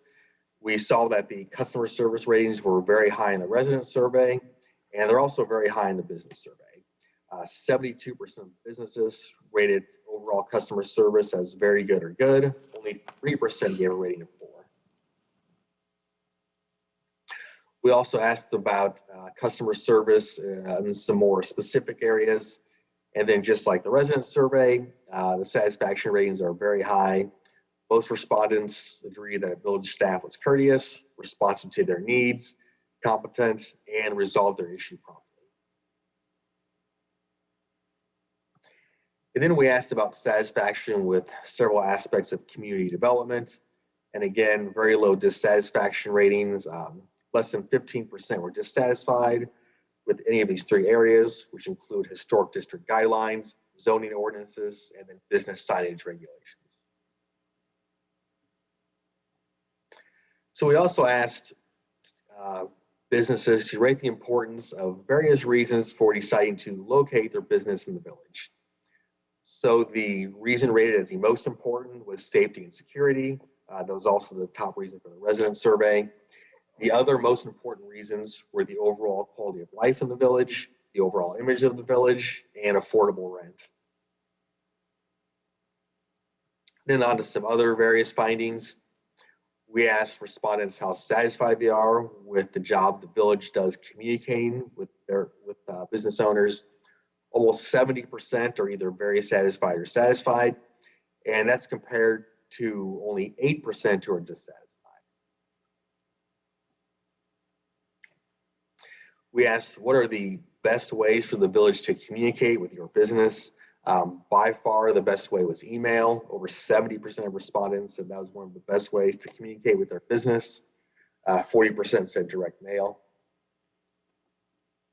And then we asked how businesses feel about the impact that events in the Village Center have on their business. So we've got kind of an even mix of those who feel like these events either have a positive impact or no impact on their business, but very, very few respondents feel like these events have a negative impact on their business. In fact, for each case, it's 3% or less. So that's everything that I had for the business survey. Just a quick recap. We saw that the village has a very strong brand among businesses. Ratings for the perceptions of the village were very high in just about every category we looked at. Businesses also have very high level of satisfaction with village services. The overwhelming majority of businesses are satisfied with the level of customer service, as well as how well the village communicates with them. The village services that businesses rated as the most important were police patrol, fire and emergency response, streets and grounds, and police emergency response. And then the most important reasons for businesses locating in Pinehurst are safety and security, overall quality of life, overall image of the village, and affordable rent. So does anyone have any questions or comments on the business survey? Jason, this is Judy. The slide on the important satisfaction assessment, what I think you call it a matrix, I call it a positioning map. I love this slide. This is what I would call the money slide, because it shows you where to focus your efforts. And I wonder if you thought about creating those charts, the same format of a chart for residential. You know, I know you have a couple of different categories, but I think this just is so clear about what's going on. Right. Yeah, we can definitely do that for the resident survey. In fact, I was going to pull up that. I don't know if I might not be able to get to it quickly. Yeah, we can absolutely do that. For the resident survey, the important satisfaction rating with all the numbers, that's essentially based on the same set of data. Yeah. But we can also provide that with those matrices. That'll be no problem. In fact, we should be able to do that in the next couple of days, and we can just update the report. Yeah, I think it's just it provides you a real visual depiction versus tabular stuff. Jason, this is John Strickland. On the last slide, the last line, it was a results of certain things. One of them was rent. What's the question there that gets to the affordable rent answer? Are they comparing it to other places? How is that determined, would you guess? Not compared to other places. And it's not necessarily a satisfaction question, but more of an importance. Here's the question. So we asked respondents to rate the importance of various reasons for deciding to locate your business in the village of Pinehurst. And you can rate this on a 5-point scale. A rating of 5 means you think this is an extremely important reason for having a business in Pinehurst, all the way down to 1, which means this is not an important reason. So affordable rent is 4th down on the list. And I sorted these by a combination of extremely important and very important. So the question is, having an affordable rent is important to the respondent. The question isn't, do you have an affordable rent? Well, right? the question is, how important was it for your decision to locate? Here. Right. I think you could infer from this that if they said it was very important, then they found affordable rent. Right. Yeah, that's exactly right. The question is, how important is this to your business? Yeah, 55% of respondents said affordable rent was an extremely important reason for them to be located in Pinehurst. Another 20% on top of that said it's very important. Other questions from council? No, just on Judy's point, I mean, I was reading the comments, the massive comments. I spent the day reading them. Maybe can we word cloud those just to figure out duplications and trends? So it's it's a challenge to word cloud it if you're looking at the resident survey because of all of the data and information. Right, so the But what business. we do, what I'll do for the resident and the business survey questions is, like we do every year, we'll group them. We actually categorize them and group them by balanced scorecard goal, Okay. so that you can see, okay, this is the segment of comments that are referencing something that has to do with safeguarding our community. Or here are those that have to do with development and public appearance. So we They're can alpha. classify them that way. Alpha right now, that puts them together when they Right. start with the same. That's when right. they say COVID-19 They or have the same something, word in the but, beginning, right? But there's a lot, I was highlighting what are associated, and it's all, top to bottom, there's associated comments that on It's all one. over the place, yeah. Right. Any other questions from council on the community or business surveys? Seeing none, shall we go on to the next agenda item? Lauren, thanks very much. Jason, good to Yeah. see you over there. Thank you very much. Hope to have you here again sometime. Thanks, Jason. Yeah. Thank you. Great. Thanks, everyone. Hopefully I'll be there. Hopefully I'll be there next year for sure. Forward to Hope that. fine. that. Thank you. Bye-bye. Yeah, next agenda item is item number 10. Thank you, Some Lauren. budget amendments. Sorry, what did I say? Yep. I thought Judy was correcting me. Brooke, good evening. Yes, sir. Good evening. So as you all are aware, the village is eligible for some funding through Moore County from the Coronavirus Relief Fund that was established under the CARES Act. So the village's total allocation amounts to $269,826. Those funds do have to be spent on a reimbursement basis for COVID-19 related expenditures. Some of the eligible expenditure categories that are specifically relevant to the village included costs for purchasing medical and protective supplies, that's some of the PPE products, masks, things of that nature, sanitizing products, disinfection of public areas, technological improvements to enhance our teleworking capabilities, payroll expenses for public safety personnel, and a broader category labeled other COVID-19 related expenditures that are reasonably necessary to the function of the government. So that one's a little bit broader of a category. According to the county's requirements, those expenditures do have to occur from March 1st through October 31st in order for them to be eligible for reimbursement.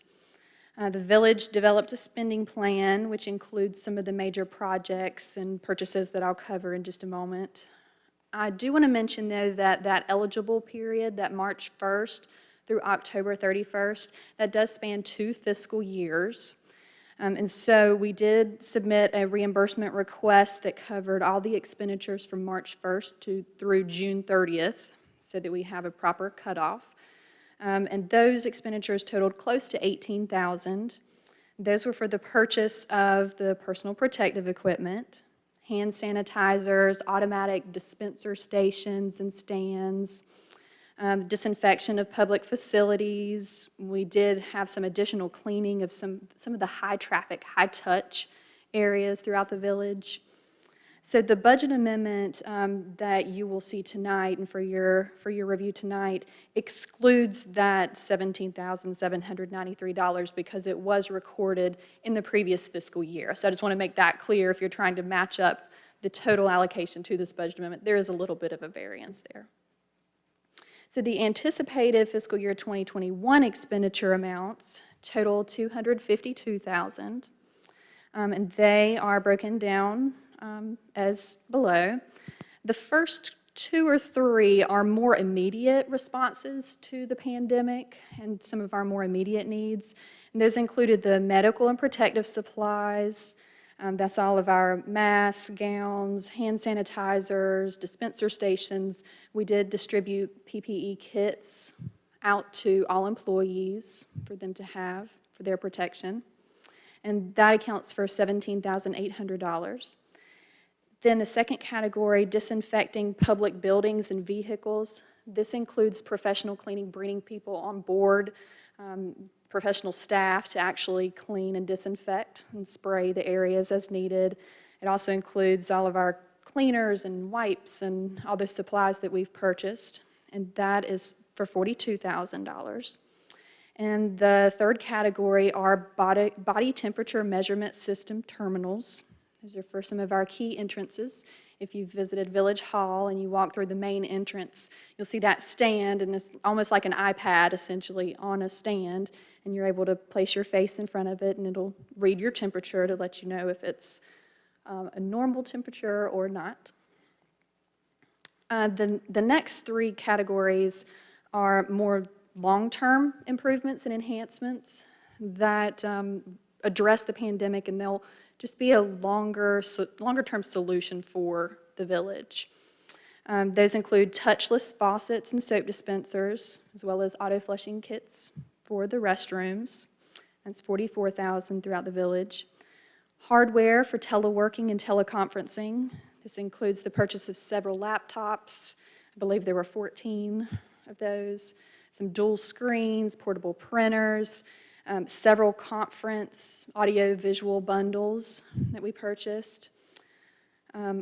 Office 365 licenses to move some of our office products to the cloud. And also some security protection software related to that moving it into the cloud platform. And that's $48,600. The last category are installing automatic door openers for some of our high-traffic public and employee entrances across all village facilities. That does include the actual devices themselves, and it also includes a software upgrade to get us on the current system to a compatible platform to be able to do that. And those costs are estimated at $90,000. So the budget amendment for your consideration will recognize the grant revenue for fiscal year 2021, and it's also increasing the budget to spend those funds, so there is no net impact on fund balance. It's an increase to revenue and an offsetting increase to expenditures. But I'll be happy to answer any questions you may have. Otherwise, there is an amendment for your consideration tonight. Question. Sure. This is a budget amendment, Yes, sir. but we also have to spend the money in a certain period of time, Yes. right? Yes. So all the items we see here, maybe some have already been acquired because we're in September and fiscal That year is seven. correct. That is All right. correct. So we have funding available because there are Right. appropriations. We're early enough in the year that there are funds available for us to go ahead and pre-audit, essentially, because funds have not all been spent. So we have initiated purchase orders for a lot of these projects to get things moving along to make sure that we could meet the requirement to spend them by the timeline. But you're exactly right. So the hope is everything will get ordered, the supplies are there, we pay, we get delivery in the time frame we need Yes, to do. sir. That is the goal. And some of these larger items, too, Jason provided me with an update on the door openers. That's one of the big projects, and that is supposed to occur in the month of October, and they have a detailed schedule in place to perform those upgrades at each of the different facilities, and it sounds like it's on track to meet the I October 31st. think that's the only one left that have any remaining concern about being able to execute it on time. And I think it's also true that this October 31st deadline is a county deadline. Correct. And they've built in some cushion there to allow them to redistribute funds, which means there's also a cushion there for them to extend the deadline if we just need another 2 weeks or 3 weeks to complete one of these projects. Correct. The actual CARES Act or Coronavirus Relief Fund deadline is the end of December, but they have implemented an earlier deadline. That's right. Any other questions from council on this item? Is there a motion to approve? I move to approve ordinance 20-12, amending the general fund budget for coronavirus relief funds received from Moore County. I have a motion from Judy Davis. Is there a second? I'll second. Second by Jane Hogeman. All in favor say aye. Aye? Aye. Any opposed? None. Thank you very much, Brooke. Thank you. Move on to item 11 on the agenda, which is consideration of QBS exemption for level of service intersection studies. Mr. Batten, good evening. Good evening, all. This item is before you to seek a qualifications-based selection exemption for engineering services under North Carolina General Statutes, I should say. We are required to procure those types of services based on qualifications. What we would like to seek the exemption for is to directly work with CMS Engineering. They have been our engineering firm who has been conducting our intersection studies going back to 2005 of our key corridors. This year, we would be doing NC5 corridor, all of the intersections along NC5. And they give us comparable data and in going backwards all the way back to 2005 and give us a lot of analytics. And so they're best positioned to do the analysis of the changes at the levels of service at the intersections along Highway 5. That data becomes useful to us as we work with DOT to ultimately, hopefully, make some improvements to traffic situation along Highway 5. We do these every other year along Highway 5, so we come before council every year with this request because we also do Highway 211, Midland Road, and NC2 intersections, key intersections, every other year as well. And so we do the Highway 5 corridor one year, the next year we come back, we'll do the 211 and NC2 corridors. And then that's kind of the cycle that we work under. So every other year we get an update of what has happened with the intersections and the delays and the level of service within each of those intersections. Jeff, what would be the time frame of this Highway 5? Likely October. I have not worked out a time frame. We actually were going to do this last spring. We delayed because school was out as a result of COVID. We wanted the school traffic. We've always tried to make sure that school traffic is included.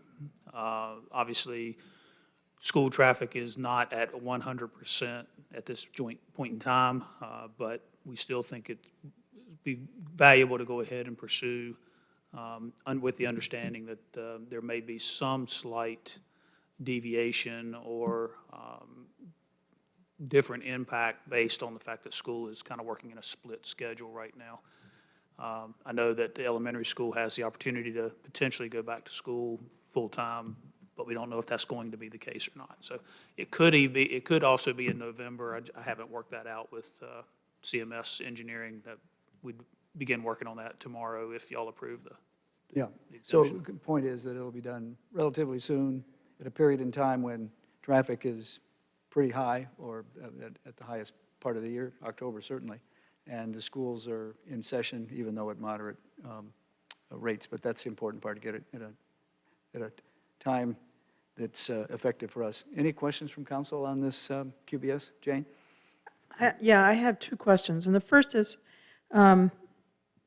CMS otherwise fully qualified to do this? Is there any reason to think that they wouldn't qualify? No. CMS Engineering is led by Carl Simmons, who's PE. The traffic studies are pretty much what he does. As I said, we've been using them for the last 15 years without any concerns or issues. I think he does a good job. His analytics, and this happens to be one from 2018, are very easy for us to read and understand. Now, there's a lot of graphs and all kinds of other stuff that takes a little more digging in, but his background summary information is really pretty straightforward and easy for us to use. The methodology is pretty straightforward as well. I mean, essentially, they're counting cars, they're counting delay, and they're comparing that data to establish standards. Okay. And my second question is, the draft ordinance exempts all engineering and architectural services. Is that overbroad for what we're trying to do here? Well, the language you're referring to comes from the general statutes. So in other words, the General Assembly has required us to exempt all of those types of services from a cost-based Okay, comparison. got it. All right, thanks. Any other questions from council? Judy? I have two. Since they've been doing this work before, so they'll have 2018 data, as you mentioned, for that report you're looking at. So that will be fascinating to look at what they find this year versus 2018, especially because, I think traffic will be down. Yeah, we would think so. Yeah. Their charts in here for morning and evening go back to 2015. So they add another layer of charts so we can look all the way back to the benchmark of 2005 in a simple chart format, which is another reason we like to use them, is because they have all the historical data in possession. And back to this general statute question that Jane rose, is it only, is it really limited to this exemption for those specific services, engineering, architectural? And surveying. And surveying, Yeah. okay. Yeah, specific to those. No, and the rationale? Don't know.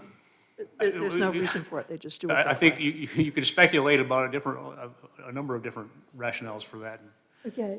One of them has lobbying involved into it. Yeah. In it, so. Would you care to elaborate, Mike, coming from the private sector of engineering at one time? Any other questions? Is there a motion to approve? Oh, sorry, Lydia. I had two until you flashed that book up there because I was wondering what we got, so we get that report. But what does this cost us every year? We negotiate it, as is required under general statute, but it run for 2018, which is the comparable that we would be using for 2020. This one was $12,900.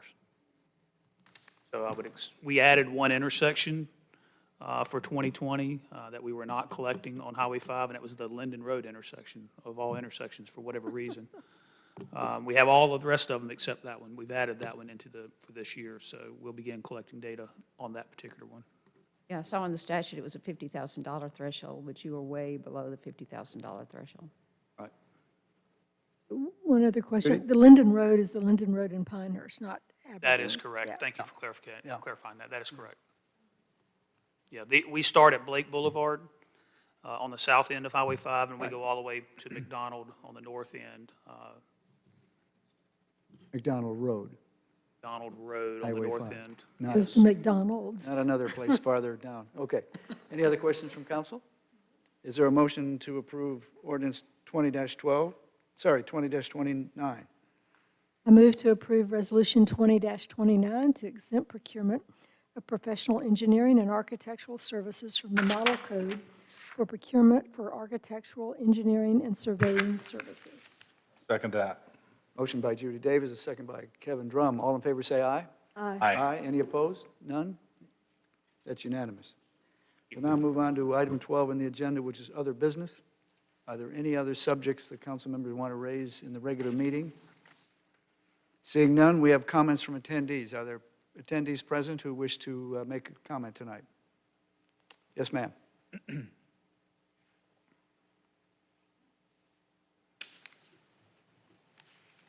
Last time I came before the council and introduced myself, and I'm Lynn Horton, I told you I'd make it brief, so I promise the same. After that first council meeting, all kind of things opened up, and I think you need to know what powerful things you did that were very positive regarding the Floyd Way and the Diamond Head plat. You brought a neighborhood together unlike any I have ever seen. I would bet maybe the hours of conversation over all of the issues exceeded the amount of time you spent discussing it, maybe. New ideas came forward. Yes, there was a hope that you would be able to deny the request, but I think in your wisdom, you have helped teach a community what the process is, and so often that's what people don't understand. So I commend you for that, and I thank you for that. I think there are a lot of things we have to look forward to moving forward, but mostly as a council, you have strengthened, in my opinion, giving the power of understanding to the citizens in a very positive way, in a very encouraging way, and as Councilwoman Vosh said, hopefully drawing more people's attention to the importance of our accountability together to continue to make this community as stellar as it is. So I just want to thank you all. And I really just have to, many of them aren't here, but my neighbors are just tigers for the right reason. And I would ask every one of them to be on my team anytime to do the right thing for the greater good with integrity and purpose. And you brought that forth in all of us, and I thank you for that. So thank you so much. Thank you for your comments. Wow. Yes, sir?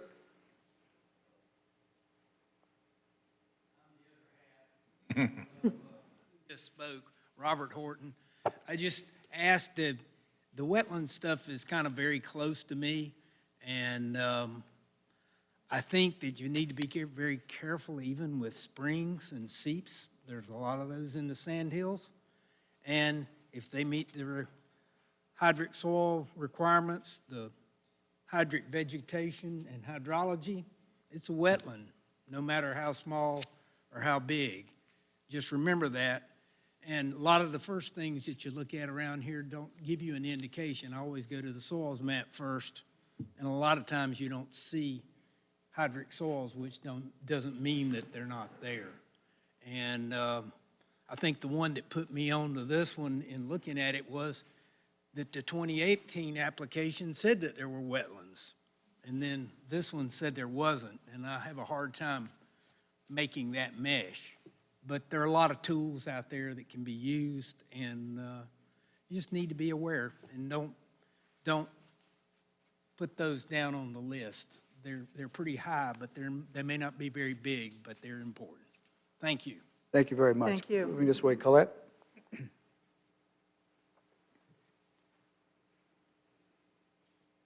Colette Kalinsky, Queens Court. I was at last week's planning meeting where the development that came up, that's Winston Place.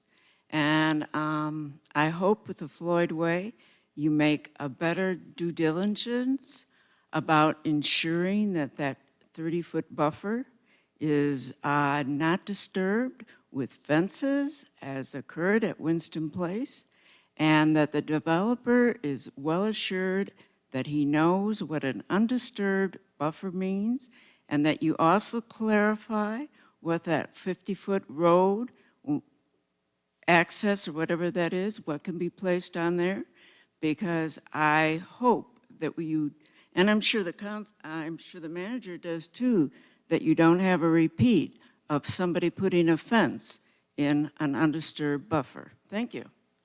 Thank you. Thank you. Yes, ma'am.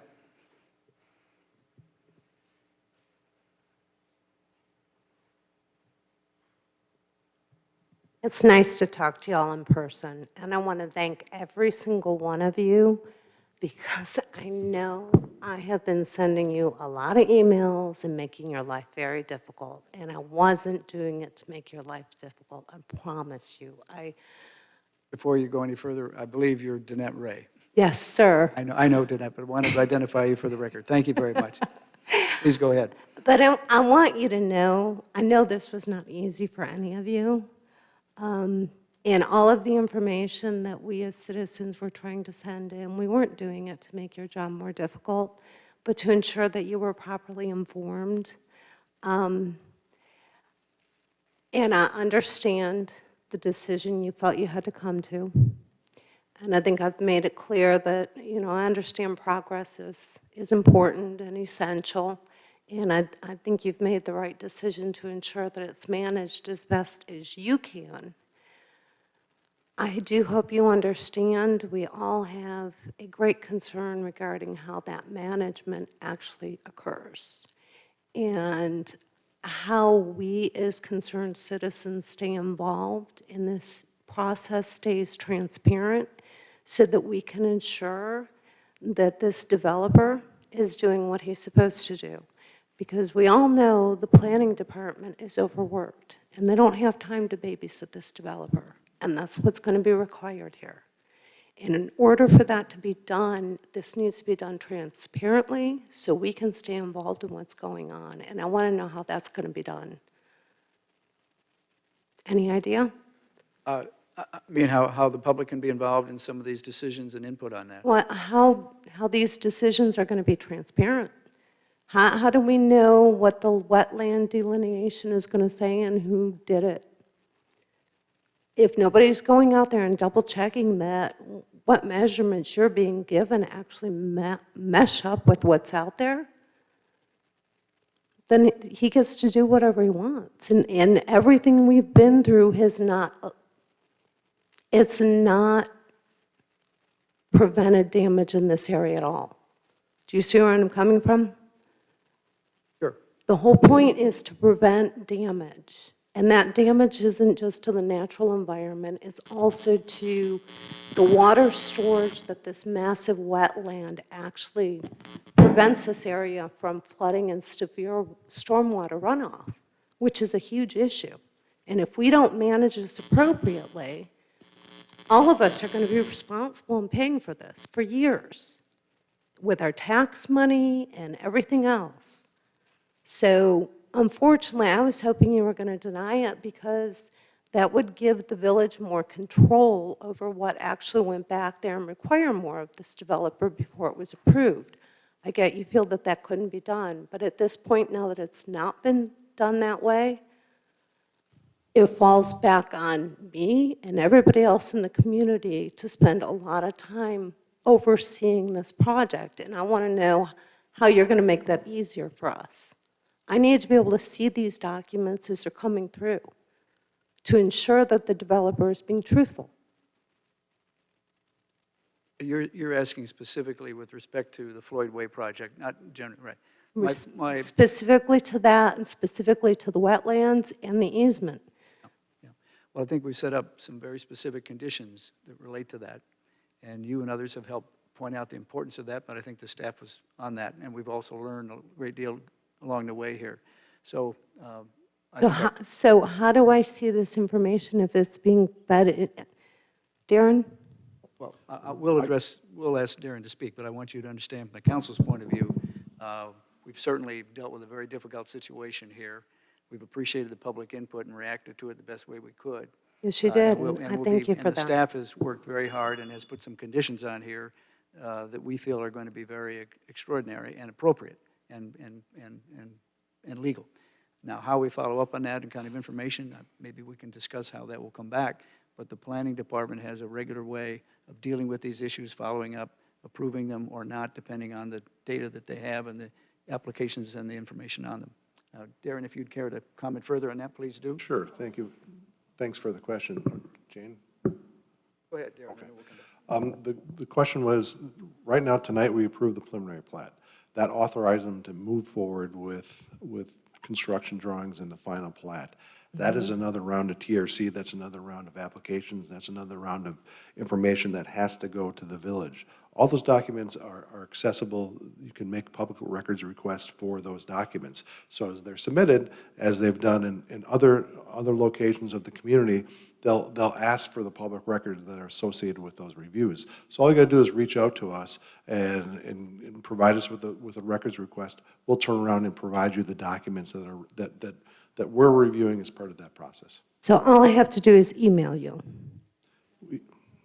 You'll have to fill out a form for the public records request, but just email me. I will tell you if there's been a submission, and then I'll connect you with Beth, and we'll get you the documents that you request.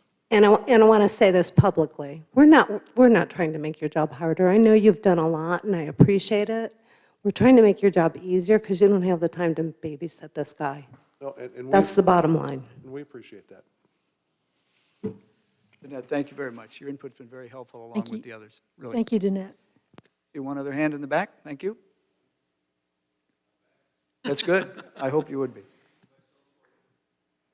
If you'd state your name again for the record. My name is Scott McDonald. I live right at the end of the lake on Lake Vista. Just moved there from Buffalo, New York. What a great move. What a great place. it really is a piece of God's country there, and we get to see. Can you speak into the microphone a little bit more easily? I said, Put it up really real is a tall. piece of Put it God's up for you, country so. there. And we Good. get to Thank you. see some things that we've never really been able to see before. One of them is with frequency, we're seeing eagles back there, both bald eagles and golden eagles. And there is what we believe truly a nest that's right across from where we are, right at the end of the lake, which is very near the area that we're talking about the Floyd subdivision there. And I know that they've done a study and analysis about the red woodpeckers, I guess. But I don't know if anybody's done anything about the eagles. And certainly the eagles are protected by the Bald Eagle and Golden Eagle Protection Act, and both are back there. So if it's worth anything, I think somebody should actually look into that and see if they are back there, and if they are, what does that entail to keep them protected. That's all. Thank you very much. Again, on behalf of the council and with respect to Floyd Way, I think we've set up some parameters with the approval tonight that will help guide this project in a way that hopefully will reflect the best work of our village staff, and we'll see where it progresses from here. The conditions are there to make it applicable and make it abide by our PDO, and we will be very diligent in making that happen. Village manager, have anything else to say on this subject? I don't. Thank you. Are there any other comments from attendees tonight? Seeing none, is there a motion to adjourn the regular meeting and move into a work session momentarily? I move to adjourn the regular meeting. We have a motion by Judy Davis to adjourn the regular meeting, seconded by Lydia Bosch, and move to a work session. All in favor say aye. Aye. Aye. All in favor? Sorry, aye. Any opposed? None? Regular meeting is ended. We'll begin the work session at 7:15. That's 8 minutes. You sound like Elvis. Thank you very much.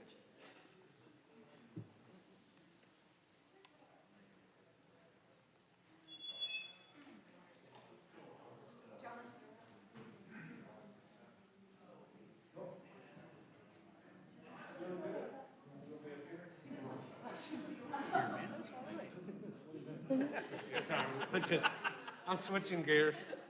I'll be anything I can be. I'm unqualified for it. Two agenda items before the. Oh, do you? Okay, gotcha. We're not there yet. Okay.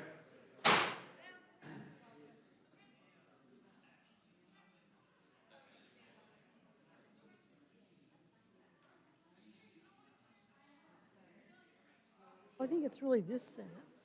We're prohibited from requiring them to require right-of-way. Yeah, right, but if you get rid of these two sentences.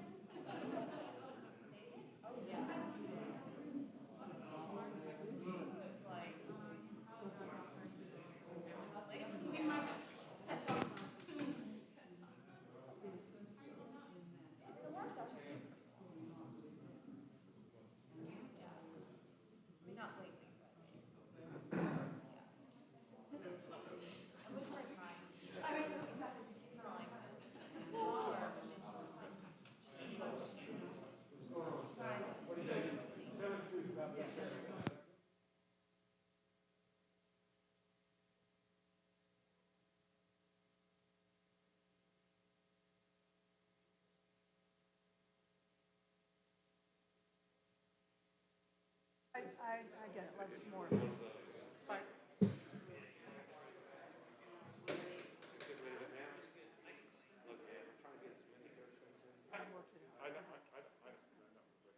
I wanted you to know that I wasn't allowed to say it. It's good I wasn't allowed to say it.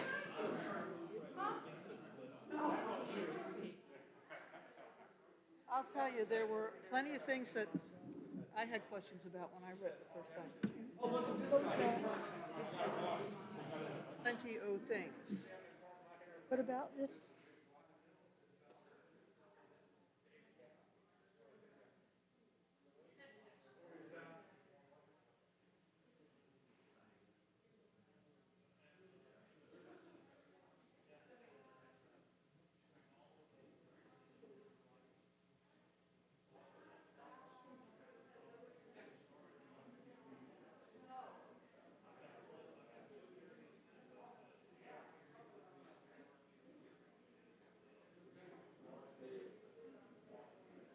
Yeah, I mean, holy cow, I'm just like, yeah.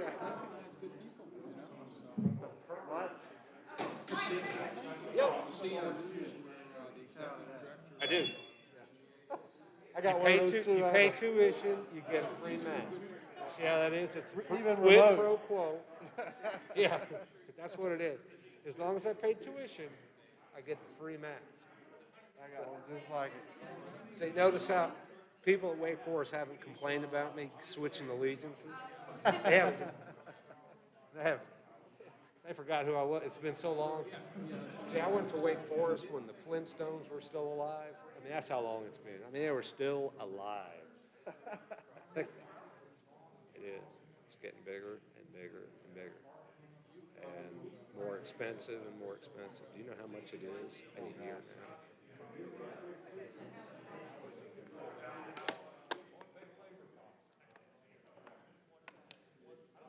Private school tuition a year, undergrad, $60,000. So yeah, so just say 70 times 4 is, and so some people pay cash. Some people have student loans. Some people get grants, but it is 68 grand. What's It's Appalachian? $1,000. Oh, it's public school, so it's like 22, same as Chapel Hill. 22 It's years. about Cyril when I went, I think. Yeah. Yeah. I mean, That was real good. It's insane. I mean, it's literally insane. to think that A lot of much. college debt. And that's undergrad. That's undergrad. That's not grad school. That's not going to law school for 3 years. That's 4 years at 70.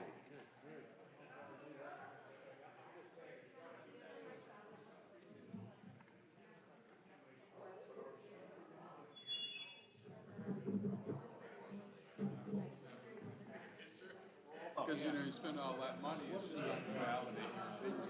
Pinehurst is a great place to live, but it's actually out on the property. And probably transportation is pretty big. Yeah. People here talk about That's really troublesome.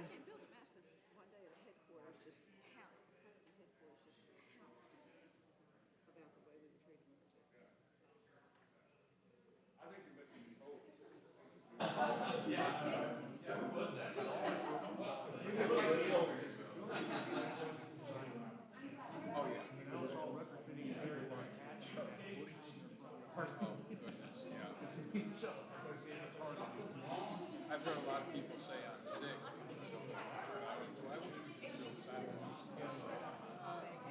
No, you don't. It would cause millions and disrupt people's mailboxes. In the long term, sidewalks are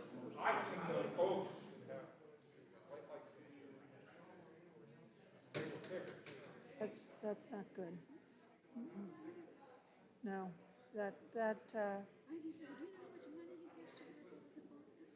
no, that's not, that.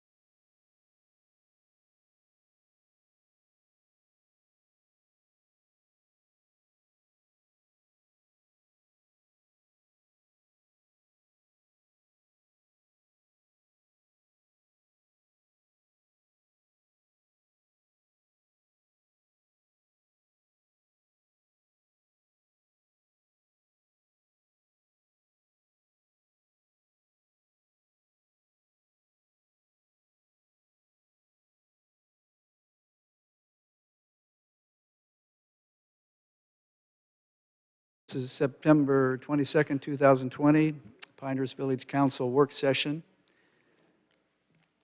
We have two specific items to discuss in the work session and then some discussion of other issues for the future.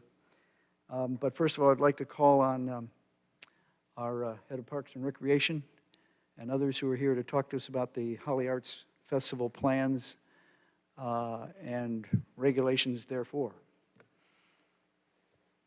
Would you all please come up and scatter yourselves among the table as you wish? And as we go forward, I'll ask each of you to identify. I think we can get at least three chairs there. And Mark, you're going to speak from the podium? Okay. Beth may have taken that. I want to make sure you've all got a microphone. And while Mark is coming back, starting on my left but from right of the table, could you please identify yourself by name and your association with business partners? And, well, whomever else, the village, of course. Good to see you behind that. Megan McDonald, Special Events. Yes, Megan, thanks very much. Katrin Franklin, Pinehurst Business Partners, Holly Arts and Crafts. Thank you, Katrin. Susan? Susan Harrison. All right, thanks very much. And Susan, especially when you're speaking, make sure you get into that microphone because it loves you and it wants to hear your voice. Mark, do you want to lead us on this discussion, please? Yeah, I'll just do a brief little intro to this. Obviously, there's been a lot of discussion with events, what's allowed, what's not allowed, and trying to figure out what parameters may be in place for Holly Arts if it's able to go forward. As I emailed everyone, I did reach out to the health department for guidance from them. It was something we've been doing for our events that we're looking at trying to host. We're still waiting on a response from the director or his assistant at the health department. So as soon as we get that, we will send that to you. Governor Cooper did have an announcement this afternoon, and after looking at that, reading the report, that announcement as it related to entertainment venues and events is only for those that have a seating capacity of 10,000 or more. So that does not apply in our case to any of our village facilities to where that would allow for a 7% capacity of your seating. So, so from that standpoint, events are still covered by that gathering size limit outdoor, which is 50. Now, obviously, Katrin sent everybody kind of their plan for Holly Arts for us to talk about tonight, and I think they've done a good job of trying to separate out the booths as best they can to try to limit how many people we would have gathering. I think that's where our biggest challenge is going to be with this, if we get approval from the health department to say, yes, you can move forward with something like this. But one of the questions that we had for Katrin and Susan was when you think about that 50-person gathering limit, how many vendors are in each booth? If you have 2 vendors per booth and you have 15 on the Village Green in Tufts Park, then that's 30 people right there, and you could only have 20 patrons or visitors trying to shop at that. So I think that's going to be our biggest challenge is if we look at these kind of different areas, quadrants, whatever you want to call it, of where they would be separating the booths, is how can we ensure that we don't exceed the gathering limit in those areas? Is that possible? Is there a way to manage the crowds, and who's going to do that? Who would staff it? I think that's the biggest issue here is how we could overcome that. And as she mentioned in her email, kind of where that idea came from is the sports guidelines that you see in parks and facilities. So we could have 50 people on field 1, we could have 50 on field 2, and 50 each on the 2 practice soccer fields. The groups themselves are socially distanced, and that allows you to have more people in that area. I don't know that there is enough space downtown to separate the village into enough quadrants to allow for, you know, what I think everybody would hope is a meaningful and successful event, but that's something that we're here to talk about. So I'll let Katrin kind of go from here and go through some of their plans, and we'll go from there. Cool, thank you. We completely agree. I think the biggest problem is finding a way. Katrin, just keep the microphone right in front of you, if you could. Thank you. Yes. You can turn it up a little, turn the... Closer. Oh, yeah, don't turn it up. There you go. We agree. I think the biggest issue is finding a way to interpret the data that we have. So we went exclusively off of the 22 pages of Cooper's last discussion And then the North Carolina Department of Health and Human Services puts something out every like week or 2 weeks. It's the same thing you guys look at. I sent that to everyone in the email.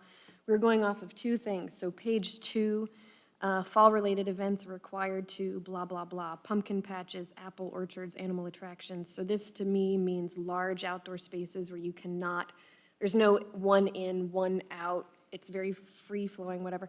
Limit to 50% of stated fire capacity or 12 people per 1,000 square feet. You're gonna have to tell me how big the village of Pinehurst is. That's math I didn't look up. Just like Mark said with sporting events, it's 50 people. Specifically, sporting events is strange because Section 9 of, I didn't send this to you, but the last time Cooper spoke officially on September 4th, he put out 22 pages of what 2 point, whatever phase we were in. 5. Judy? 2.5. 2.5 now. Yeah, I don't remember if this was 2 or 2.5. You're right. Section 9 says that entertainment and sporting events in large venues, and that might be implying indoor, so outdoor would even be better. Says very clearly that 50 people are not the players or mascots or teammates or employees. Spectators and other attendees basically don't count. So there's a lot to interpret with the information, which makes it very difficult. Certainly with outdoor sporting events, like you guys have on the Cannon Park now, Cannon Field, there is certainly more than 50 people in each little quadrant and game because players, mascots, employees, and volunteers legally don't count. And then as long as it's 50 people, spectators, in family groups, so it's not 50 bodies, it's 50 family groups is what this says. So that doesn't really help us. But that's what we formulated the information around. In the email, some of the changes we've done, and I can read the email or we can just go through it very quickly. The first and foremost was we cut it in half. So we always have 200 vendors, we have 100. Susan has the same map that we've used for years and years and years, and we tried to figure out the best way to do it. Do we make a smaller event? Long story short, we found a way. We were just going to keep the exact same map and block out every other space. And that way, every single tent is exactly 10 feet from every single tent. That's done. North Carolina regulations require us to have things like this Know Your W sign at every single booth. We're going to have that. It requires us to, well, it doesn't require us. We thought it was a fun accountability move. On here verbatim are the symptoms of COVID. We're going to ask every single vendor to sign and date. This is saying that they're aware of what the symptoms are. They've come to this event knowing that they don't have it. This does have to be taped, at every single booth, basically. We also have to require masks. We're aware of that. We have to require hand sanitizer at every single station. We know that. These are things that we're asking them to do. We have drafted an email. They always get an email a few days before the event that says, these are the requirements, this is where you park, this is how you help us out. This is elongated by a page. None of you have that in front of you, but I do have a copy tonight. It explains that they have to wear masks and why it's really important that this is safe but lucrative for everyone. They have to bring hand sanitizer. They have to they're put in charge of sort of managing their own space, and I think they're all more than willing to do that in many cases. This is really the first month, September's the first month, that events across the state have opened up. We can go on Facebook together, we can go on Visit NC together, and we can see the dozens of events that are happening now, officially outdoor, and into the hundreds. So it's certainly, including you've got one at the harness track tomorrow. So things are definitely moving, and I think people are pivoting and trying to find a way to make this work for everyone. I know I'm all over the place. So enhanced signage, we have to have this sign everywhere. Kids zone and kids crafting areas have been completely eliminated. So the other big problem was the village green, because we used to do kids crafts there. Those are just going to be regular vendor booths. I think we have to be very careful about what our mission statement with this is, and I know our goal with this is Many of our brick and mortar businesses lost all revenue for 40 days, and our restaurants are still at half-mast. Some are seating outside. I know 6 tables outside are a game changer. You guys helped us make that decision a few months ago, but we're still operating at 50% in many ways. So I think having this event in some way is necessary for the community. And I thought it was pretty coy that the business survey that listed earlier, when the businesses were asked what's the most meaningful event that happens to you every single year, it was the Holly Festival. So that was perfect for me. I was like, oh, that's wonderful, because that's exactly why we work all year long for free to do this. No kids zone, no kids crafts. We legally don't have to do this, but we did eliminate all food trucks. We were trying to think of problem areas. We don't really want people gathering, so no picnic tables, please, don't put them out for me. We don't want people walking and eating and touching and walking and eating and touching. We don't want any of that, so there's no food trucks, although they're perfectly legal, and there's plenty of events happening in our county today, tomorrow, and this weekend that are food truck festivals, including the pilot is putting on, so far, they're at about a 1,500-person outdoor event, food truck rodeo in Vass. So it's definitely happening. I think people are just being careful about how we're doing it. Let me see. Something to answer, Mark, that this is part of the open discussion, is we sort of figured out Shorley Cooper doesn't mean 50 people in the entire village center. So we have to find a way to compartmentalize this and figure out how this works. We've broken up Market Square into 2 sides and Chinkapin Road into 2 sides, et cetera. Have sort of managed doing the math of if each booth has 2 people, and then there's 2 people shopping at each booth. I feel like we're close to the 50. Again, I was going off the guidelines of the people vending, the vendors and the employees don't count, because that's what Cooper said. So that's why I was going off of that. I know we have to have hand washing stations and hand sanitizing stations with the porta potties. That's easy. Requiring face masks, easy.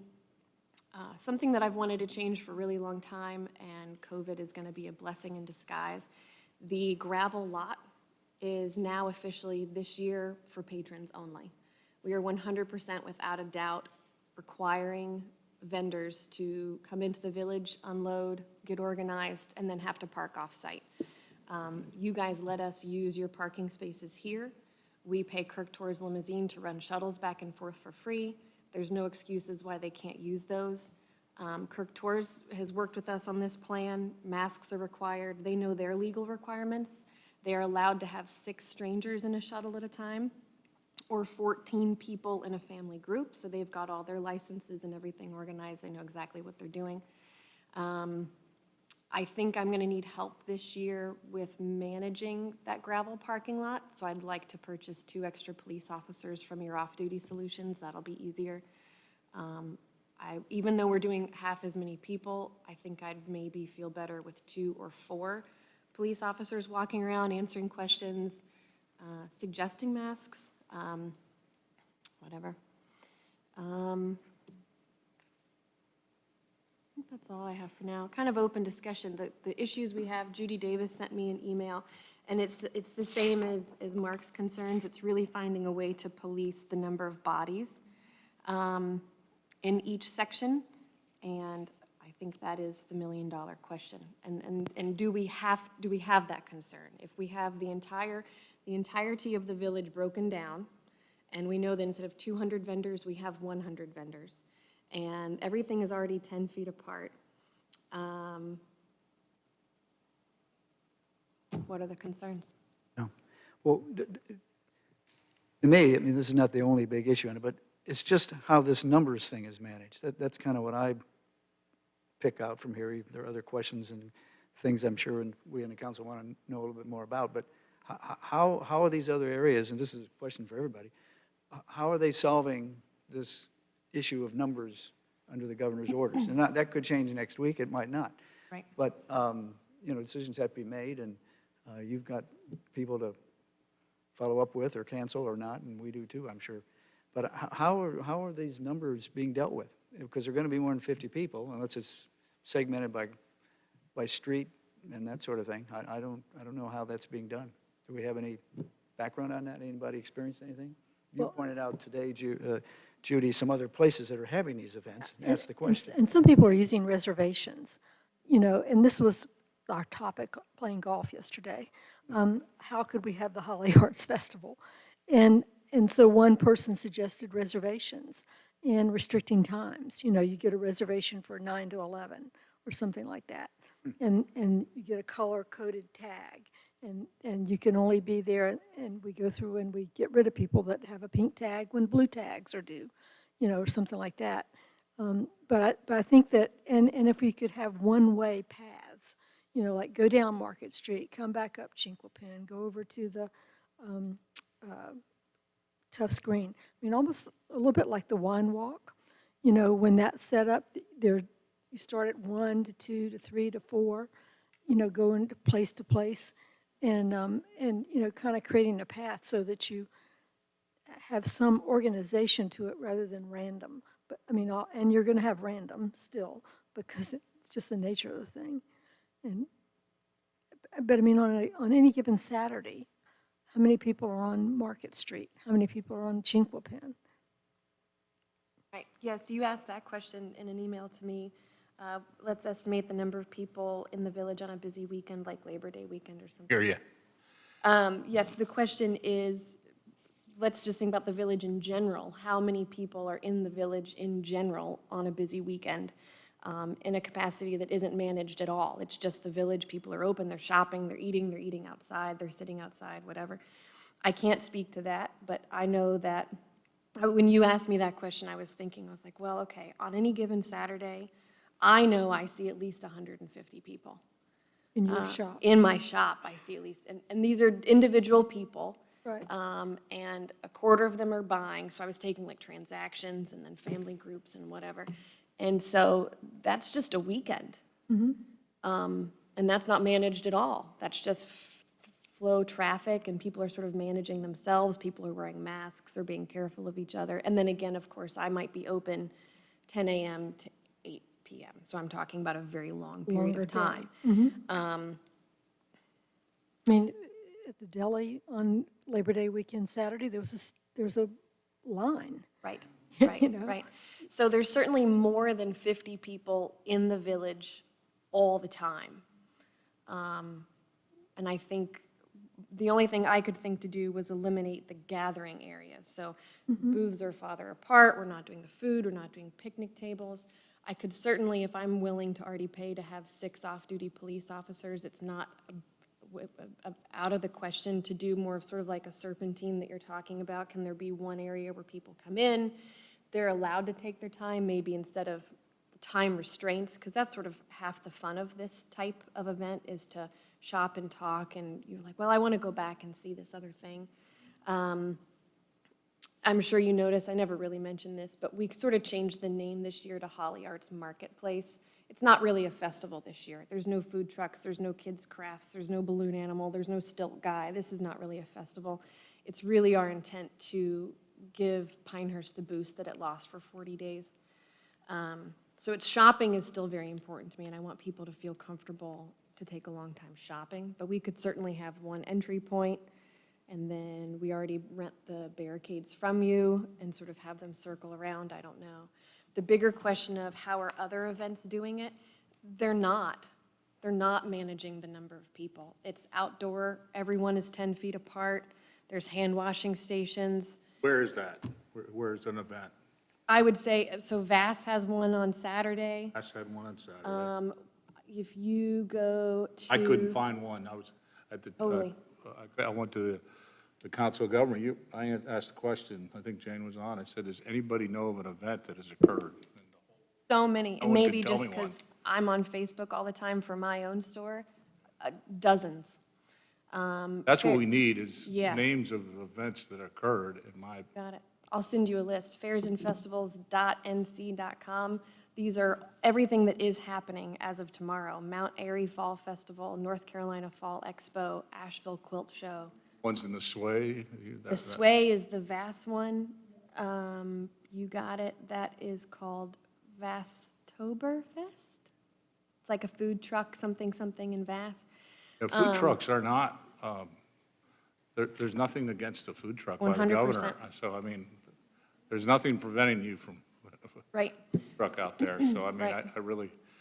I think part of the food truck issue I did that was to for prevent people restaurants. from lining up, and on the one hand, but also. Well, they put lines down. And make Given people- our, but giving our restaurants the opportunity to meet those needs rather than the other, especially in a cut Even down I year. think you can't feed that many people at the restaurants we have. You know, you just end up with hungry people. Right. But I guess, I think it's apples and oranges, because I agree with you about like the quantity of people you see and the quantity, but this is an event, and that's just people free will walking downtown. So you're comparing apples to oranges. I would say the concern, listen, I don't know how the governor thinks, is the vendors coming in from out of town, not our residents, not your businesses being in the streets. I would say they're mostly I think local that this is year. kind of like, how does all that occur? These people, you're creating a gathering, and it feels like the 100 vendors already breaks the 50-person rule, you know, already, like, before you get a customer. And, but I could tell you, I'm committed to having something. Right. I We just gotta don't know figure what it it is and what it looks like. And so I'm 200%. The show must go on, but what is the show? And, but I don't know if your analogy towards regular traffic to downtown, because all of a sudden one party's responsible for the gathering. You understand, whereas random people walking in and out. So I think that's a little, do you see that differentiation? Kevin, what if we looked at it on a stall-by-stall basis and said, okay, there can't be more than, throw out a number, 5 people in front of a stall at any given time. Right. And if nobody can come to that stall until somebody else moves away. Now, that's the way they do it at the ABC store. Yes. I'm just going to say. Power would take. So, Yes. well, it's not a stall, but, you know. Yeah. Something like that, so that you don't have the congregation, over-congregation Right. in one place, that I think is what everybody's trying to avoid. I also feel it's all fine and large to say you can't have more than 50 people, but 50 people in what area? 50 people in is my the question. backyard? 50 people in the entire village? I mean, it doesn't, and I hear what you're saying about on any given weekday or weekend day, there's going to be just enough people milling around in the village center That broke the 50. who are not affiliated with each other. I could attest to But you her have the number. same numbers. So, Number's right, because So- that's my number, too. so I wonder if we controlled the people at each booth, those little congregation areas, if that would get us past. So and I where think are the that's people easy. that are waiting to get into the booth going to congregate? And who's going to manage? Well, And who's if going to we manage have- the 100 booths? If we have, so ordinarily, the Holly Arts Fair draws 4,000 people. We've never And had a that's with count, sure. 200 booths.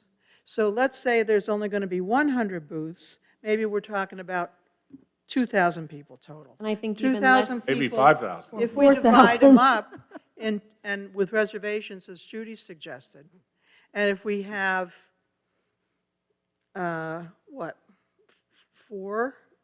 2-hour intervals or something over the day, then you go from 2,000 down to, quickly, help me divide by 4, 500 people.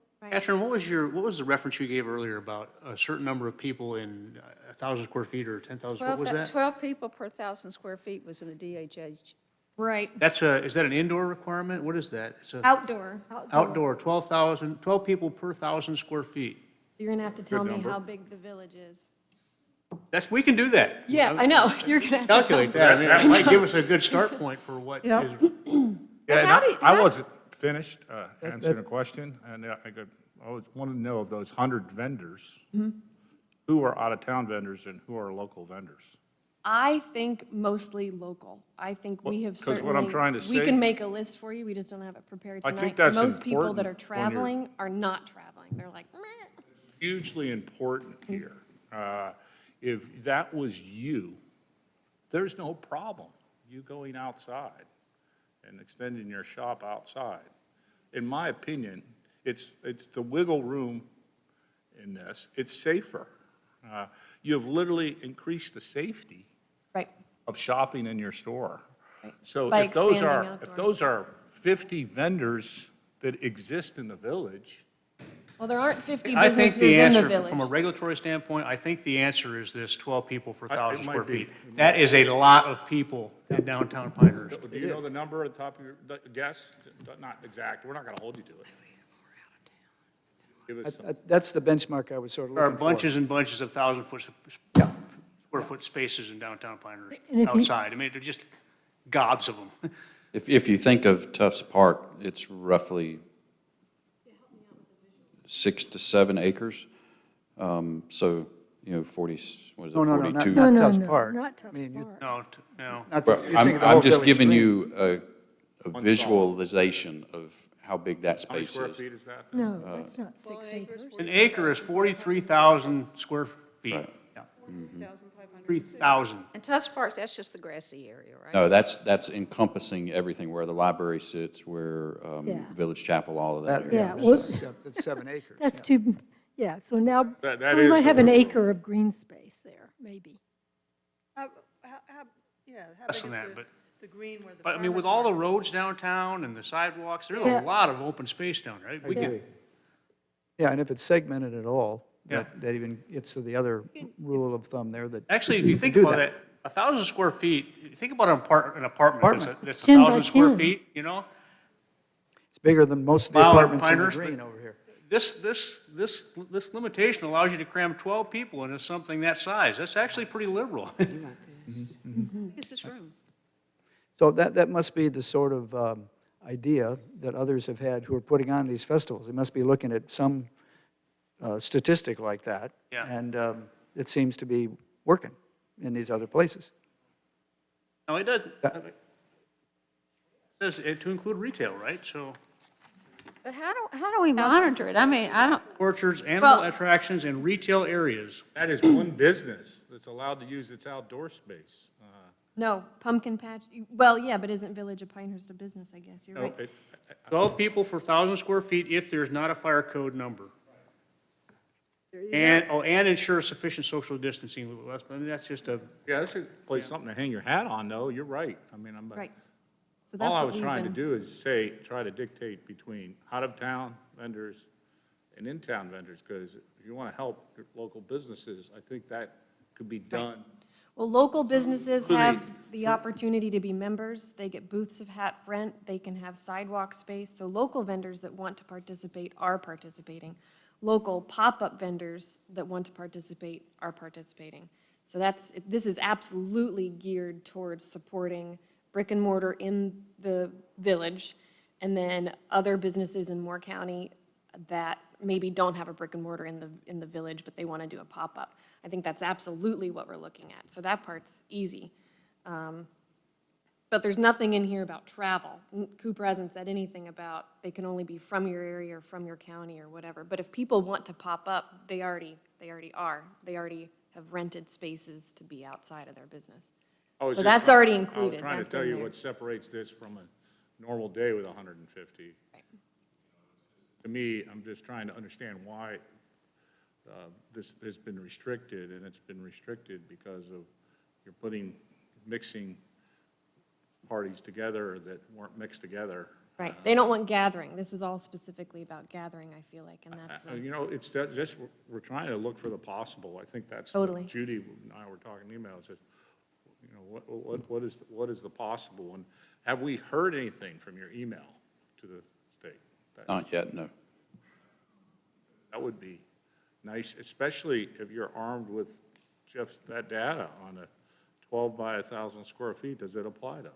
And we can That's follow up with that question to them directly, too, so. but if it's in the DHH, It's in there, that's their data. right, so that's why, theirs. if you're saying Moore County might come up with something that's contrary to what DHHS says? DHHS tells you to run all of your plans by the local health department for their Okay. guidance. Got it. So Okay. that is what we're trying to do when it comes to our events, and if there's any gray areas. And in Megan's conversation with Mr. Whitman, who's the director, he did indicate that there were many events that have applied for approval, and I believe only 2 were approved, and that was Farmers Day in Robbins and Antiques Fair in Cameron. You have any idea how quickly they can, I mean, you guys are running out of time.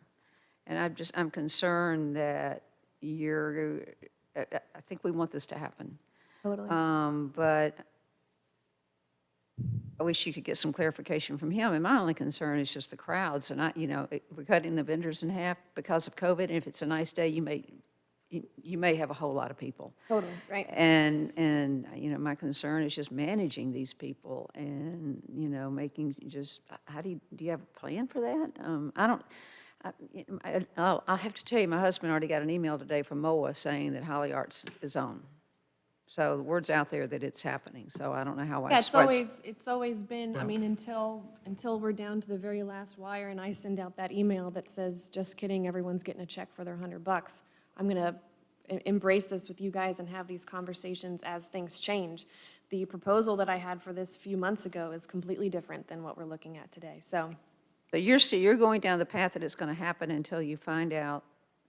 It's much easier to prepare that way. That way we get, everyone's in their lane and they know what their job is and they know what their requirements are until we email them and say. Okay, so you're waiting on the health department, and I still am trying to figure out how we're going to manage the crowds if you get more than 12 people per 1,000 square feet, or.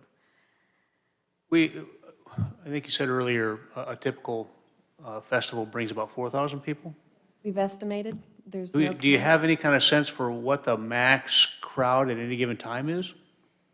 Right, that's just counting, it's unofficial, but Marva Kirk, who's like the event planner extraordinaire, I've asked her one day, how many bodies do you think you saw? And she does concerts and all sorts of stuff, and she's like, I think this is like a 4,000 person event. And that's all day. That's from the people, that's all from 10 to 4. So I'm thinking about in terms of what's the worst case in terms of numbers that are there all at the same time. Right. Less than 4,000. I don't know what. So I don't know, 500, all there at the exact same time. I don't know. If you don't include the vendors? So Right. I just did a quick measurement on GIS on my phone. and I would bet we have at least an acre of open space down there. 43,000 square feet. Yeah, so that's 43 times 12 is getting pretty close to 500. Okay. Now, that would include vendors and everybody else, but Yes. And that number is taken off of our normal years when some of those people are going to be indoors at restaurants and, in other words, they're downtown, but they're taking off that count. Right? Right, they're not outside. I mean, they Right. might be at Cameron, they might be in Bumpin' Baby. Shops, yeah. They might. On the 2 people the health department allowed, the Farmers Day, it got canceled anyway. They gave them a permit and they still ended up canceling it. But that was. And then that was the other much one was earlier. Cameron what? Antiques Fair in And Cameron. that happened in the spring? No, it was. I couldn't find any record of it. I don't think it occurred either. So the 2 that got No. permission, I don't Ended think up not being occurred. held. Well, I Just so think you the social climate's definitely something to Yeah. consider, even if I feel with good faith, that knowing the information that I know, that I took, I wrote a plan that followed verbatim the way that I interpreted data the best of my ability with the help of Carla, who already works for the state for half of this stuff. But that doesn't mean that it's the right thing to do if this were in April, I would have canceled too. I think social climate was very volatile at the time. So even if they had organized everything and it was perfect, that doesn't mean that they have to do it. And just because they canceled it doesn't mean Right. that it was a bad idea. Carla was interesting to me. Carla's kind of protected class, selling food at the farmer's market. Totally. Did she tell you how that protected class applies to retail and crafts? Totally. She and I Could you explain crafted that to us? verbatim, that's what the email is. She and I crafted this together. We took what she knows from, it doesn't have anything to do with food. And as you noted, we have actually eliminated food, and we don't even legally have to eliminate food, but we eliminated food just to protect gathering. You're allowed to do food, though. It's protected. food. Right, we're allowed to do food, Yeah. But we were trying to create something to present to the village where I can say every conceivable notion of this. I don't want people gathering or sitting or eating or making a mess. I want this to be about shopping. I want this to be about supporting the village, and I want this to be about supporting the restaurants, even if they wait an hour for a burger. That's what I want this to be about. We've missed an entire year of business. So they say selling crafts is a protected class, like selling?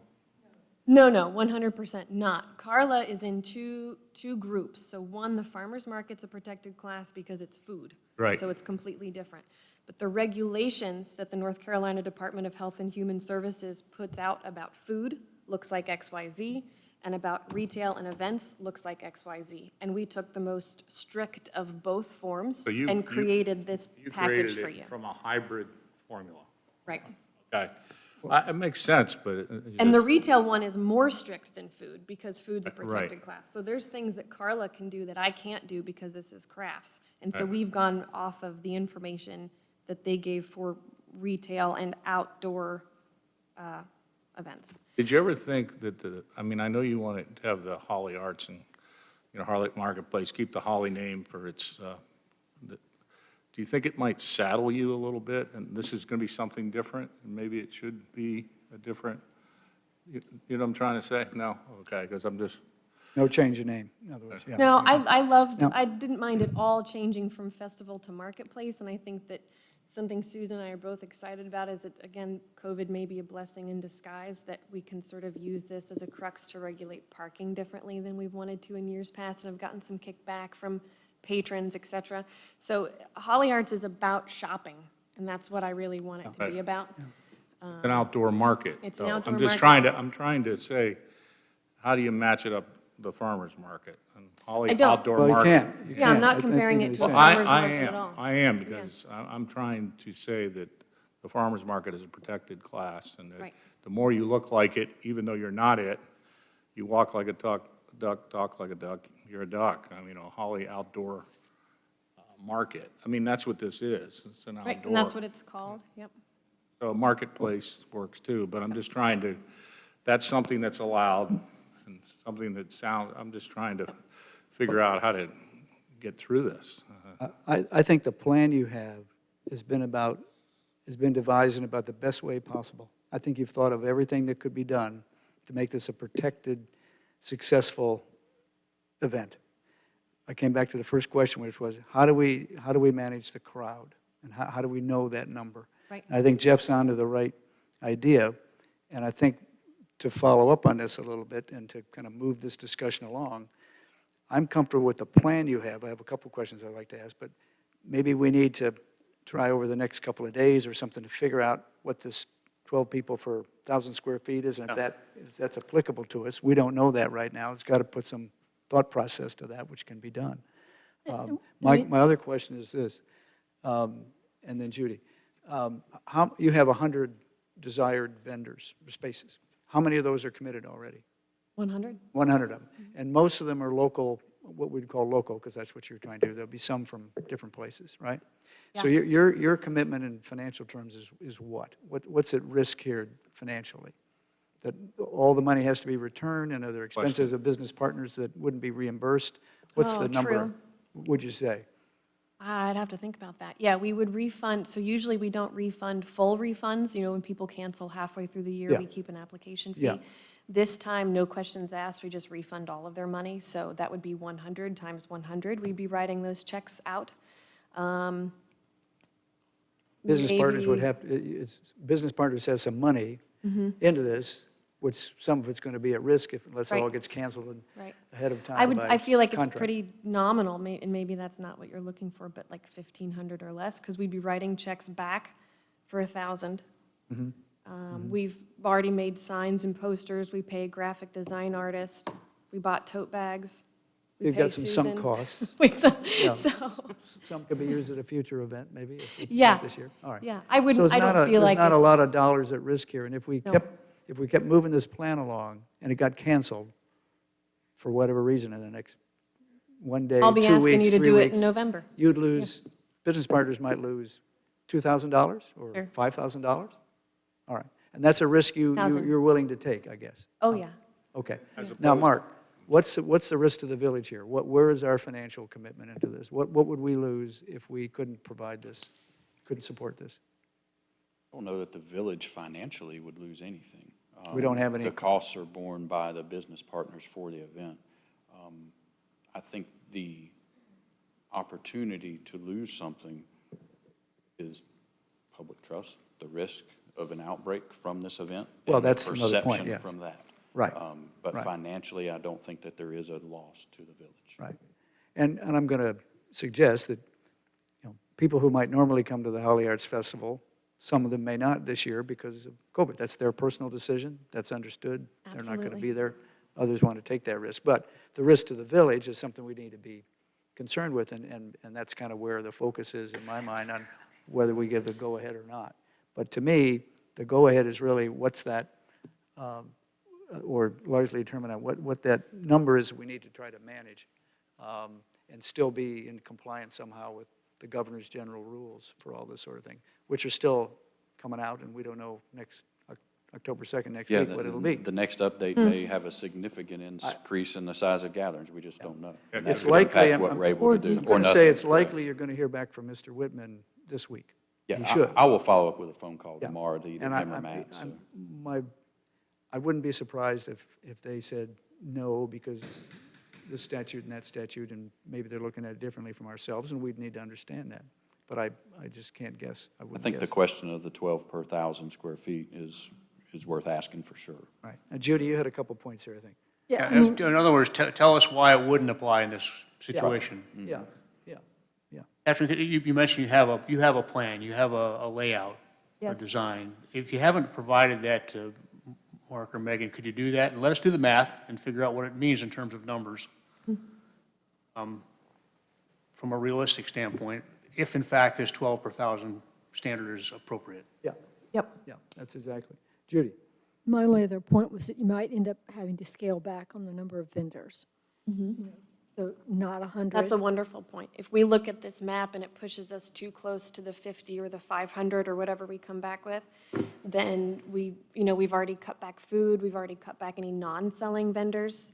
We're historically known for sort of taking anyone who's involved in the community, so it's a lot of selling vendors, but also a lot of people that are just advertising, maybe the county's nonprofits and things like that. So we've already eradicated them from the list. If my mission statement is going to be really to support the village, brick and mortar restaurants and residences, and that's why I changed the name to Marketplace.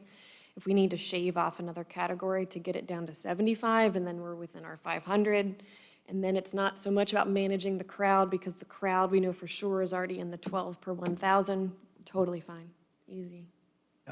Yeah. And you'll have some booths that are more interesting than others. I mean, the line for the fish lady on Wednesday afternoon is the longest line. You got Getting it. big, that's right.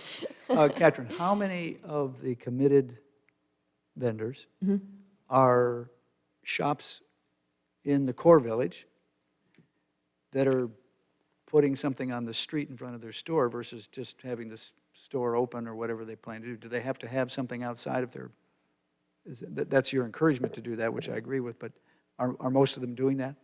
Most don't. Do Historically, this is such a stellar event that we bring the vendors to the village and the business. This is the one day a year we just get to unlock our door and have a great day. Right. So maybe only 10 of those businesses and restaurants are extensions. They've got their business and they've rented the booth in front of them. Okay. And then maybe 50% after that are local to Moore County, I would say, that like come every single year. Yeah.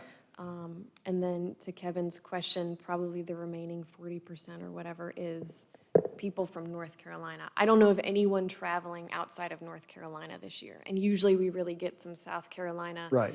Georgia, Virginia vendors. Right. And this is probably the first time everyone that I can think of is North Carolina.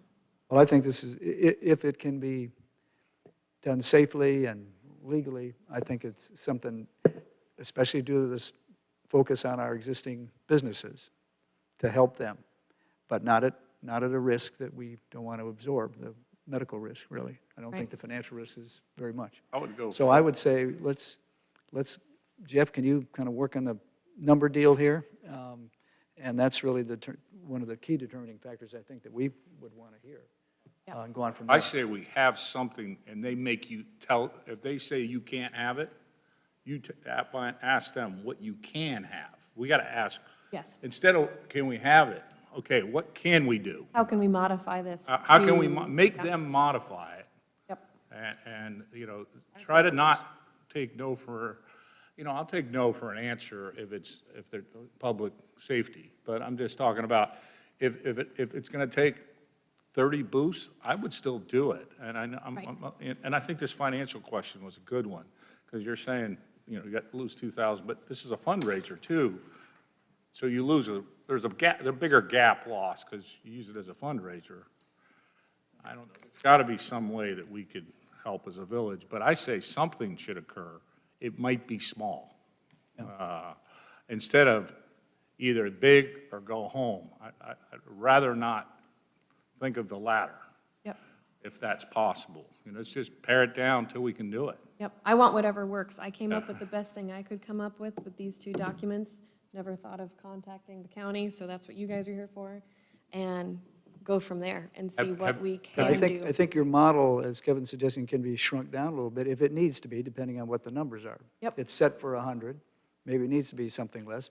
Maybe not. I don't think you want to go beyond 100 because it would get kind of beyond where we're trying to focus. Right. Oh, yeah. Sounds big Let's number. move on to, I think this has been helpful, certainly to the council, and Thank you, hopefully to you, Catherine and Have you Megan. prioritized too. your booths? And- Like who's 1, who's 2, who's 3, who's 4? Because you might have to do that. You know what I mean? What do you mean? If No. the decision comes into play that Oh, yeah, then we'll come up with something. you might have to start that ranking Yeah, pretty we'll soon. come up with something. Going to happen. And I, for one, don't mind food trucks because really you want people happy. That's the biggest thing. that's You a want tough people one. happy when they go to these events, and it's not about, competition is not a bad thing, Well, so. this year, they're just going to have to deal with it. Yeah. I was trying to take down the biggest risk possible, so. All right, so we understand your plan. We've got a financial really a people component to figure out here. Yep. And that's where the time will be spent over the next few days. All right. Well, thank So, you, guys. Joe, thank you, Catherine. Thank you. Megan, good to see you behind the And mask, Mark in and front of the Megan. mask. You have a Thank you, Mark. meeting with the Triangle Council of Governments tomorrow night, Okay. and I'm asking this question. That's a good Who point. has had an event? How are Where they has doing it it? been? Yeah. And if So- it's been approved, how and Yeah, why? so I am going to ask, I don't know if I'll get an answer, but it's for the whole Triangle area. So, you know, I thought it'd be important to see if anybody's had it and what were the rules in place. Right, because if it was approved, then we want to know what they did, and we'll just emulate that. And we don't have to wait on Carthage call, we could drive to Carthage. You'll have to wait on one. Let's move on to item number 3. Thanks, Mark. Thanks, Megan. Hate to be a nuisance, but let's move on to the nuisance. Okay, yeah. Number 3, Jeff? So I see Beth has called that document up. I think at this point, we're focusing on the penalty language. Is that right? I mean, are everybody happy with everything else? She's going to bring it up here? Okay. I'm more concerned about execution. All my questions were on how it's going to be executed. Yeah. Paul really helped me a little bit. He knows what he's getting into. He thinks he can do it. And I needed to hear that. Yeah. And that was my concern. But I agreed with all 3 of the intents of all this. I have no problem with it. I'm worried about the unintended consequences. And Yeah. I see some serious I see some birthday parties and weddings being impacted. Now, you're right. So you are talking about the nuisance ordinance. You moved on from the Holly Arts. I wasn't sure for a minute because your comments could have been taken 2 ways. Holly Arts or nuisance. So anyway, go ahead, Jeff. Well done, Kevin. All right. I thought we were on the nuisance ordinance. Yeah. No, you're good. Let's go. What I've done with this draft, with regard to penalties, is I've retained the provision that not only could we penalize, you want to call them the perpetrator, the folks that are committing the acts that are causing the noise, but in situations where that is happening on a property that's, that belongs to somebody else and there's some contractual relationship associated with that, whether it's a long-term rental or a short-term rental, then we also have the ability to penalize the owner. And the motivation for that is to, or our motivation for that is to try to incentivize those owners to put appropriate language in whatever those legal instruments are, leases or, short-term rental documents or whatever, that help us to prevent these things from happening in the future. We won't be perfect in that regard, but that is the intent. It's about creating incentives for owners to improve contractual language. You had some discussion back and forth earlier today about whether or not it's appropriate to not also provide for a criminal offense to those owners. I go either way. I kind of am of the mind that it may not make sense to have a criminal offense in either case, but I think the flexibility allows us some. I heard that. That solved it for me. Yeah, I mean, if you can't get them to pay up on the civil side, then you can follow through with a stick on the criminal side of things. Might have some opinions on that. I was arguing equity and just in all things. Yeah. More than I was anything else. Mm-hmm. Well, no matter what. May I ask a question? I sent Jeff a matrix after last time. I kind of have to get the policy in place before I can put statutory ordinance language around it. And Judy, maybe I'm back to where you and I both were last meeting, was if you have somebody, I think Jane's analogy, the turn on the record player, first time was the penalty, second time was the penalty, third time was the penalty. And this looks like it's got to be, the 24-month period thing, I don't get. If the guy turns up his record player too loud today and tomorrow and the next day, that to me, that's a first offense, a second offense, a third offense. This would recognize that. Within a 24-month period. Okay, so. In other words, you're penalized for each successive offense until you exceed that 24-month period. And then, the oldest one drops off, but the other ones still count, until that next one comes outside of 24-month period. Like speeding tickets. Yeah, I mean, that was hard for me to grasp. I guess that's lingo. Yeah, with the point system and all that stuff. It was very hard for me to grasp. It's not that hard. Okay, so then we've got, so escalate, start 100 at first infraction, escalate for each subsequent. So it can go up 100, 200, 300, 400, 500. Got it. Up to the legal max of 500. Now, and then we decided. I don't think we're ever going to see that happen. But it puts the provision in place that if you have the egregious offender out there that just won't listen, it does escalate on them.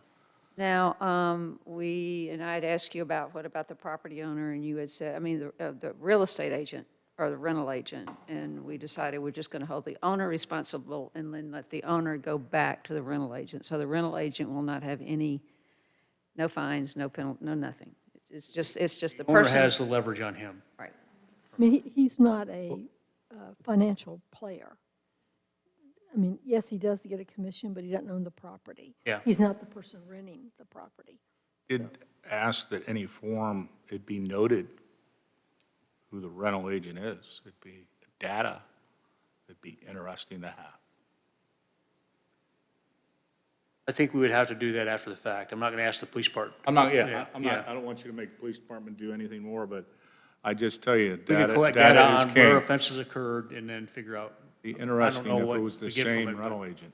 And I think we're going to know the big offenders. Now we've got in B, we changed firm, and that needs to be changed to firm or business entity. You did earlier, but I don't think it got changed there.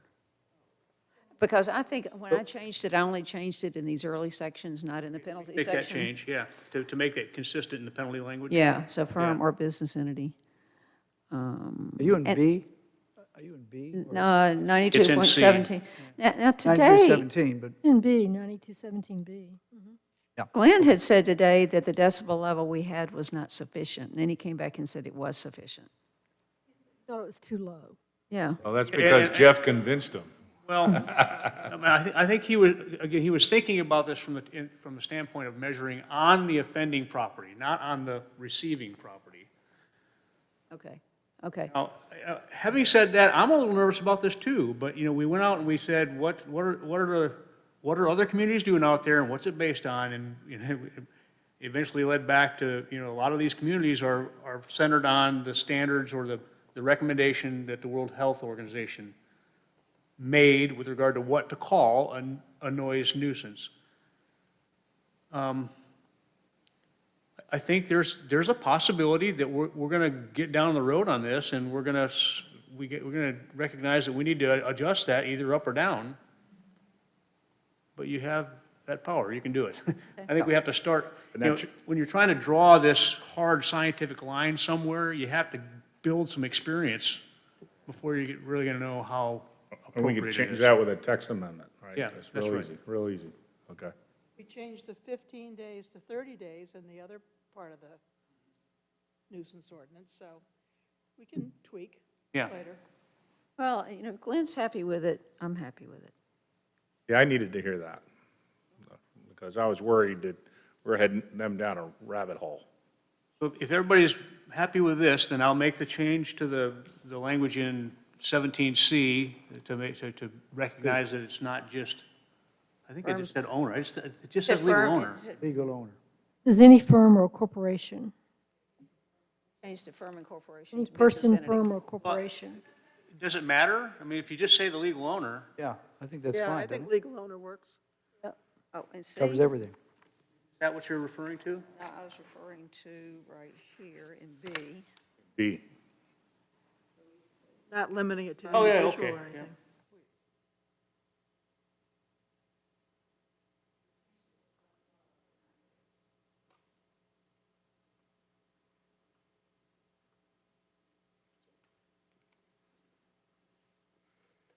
That's the infractor that could not be the owner, though? This is where I'm gonna get confused on how it's applied. Yeah, we can do it there, yeah. So just that one, and then C, I don't, C. We could approve this I'll tonight. make that change, and then we'll bring it back to you in ordinance format at the next meeting for Yeah. approval. Let's get it approved. Yeah, I think it's, you've worked hard on that, Jeff. Thanks a lot. Mike, thanks for your input. I know you've had some too. Certainly the council members have. And Jane, that- did that answer all of your questions though too? Yeah, I'm not sure, what is it that you want to change, Lydia? Oh, just in 9217B, up above. to Doesn't make say up- owner. Yeah. Any person, firm, corporation, I'm just or saying any- corporation, in the First line. offense definition language further up in the ordinance, Yep. He wants owner in there. right? Lydia asked us to change corporation to a more legally appropriate Well, set I of took out firm or corporation, just put a person or business entity. defined business entity to be, Partnership, LLC, small business, all that kind of stuff, that's all. I changed it up above just to make it consistent. And That's but a, didn't that's a put- Mike question. I mean, It's okay. And we define business I entity. think we're just trying seems to to say me to be anybody. more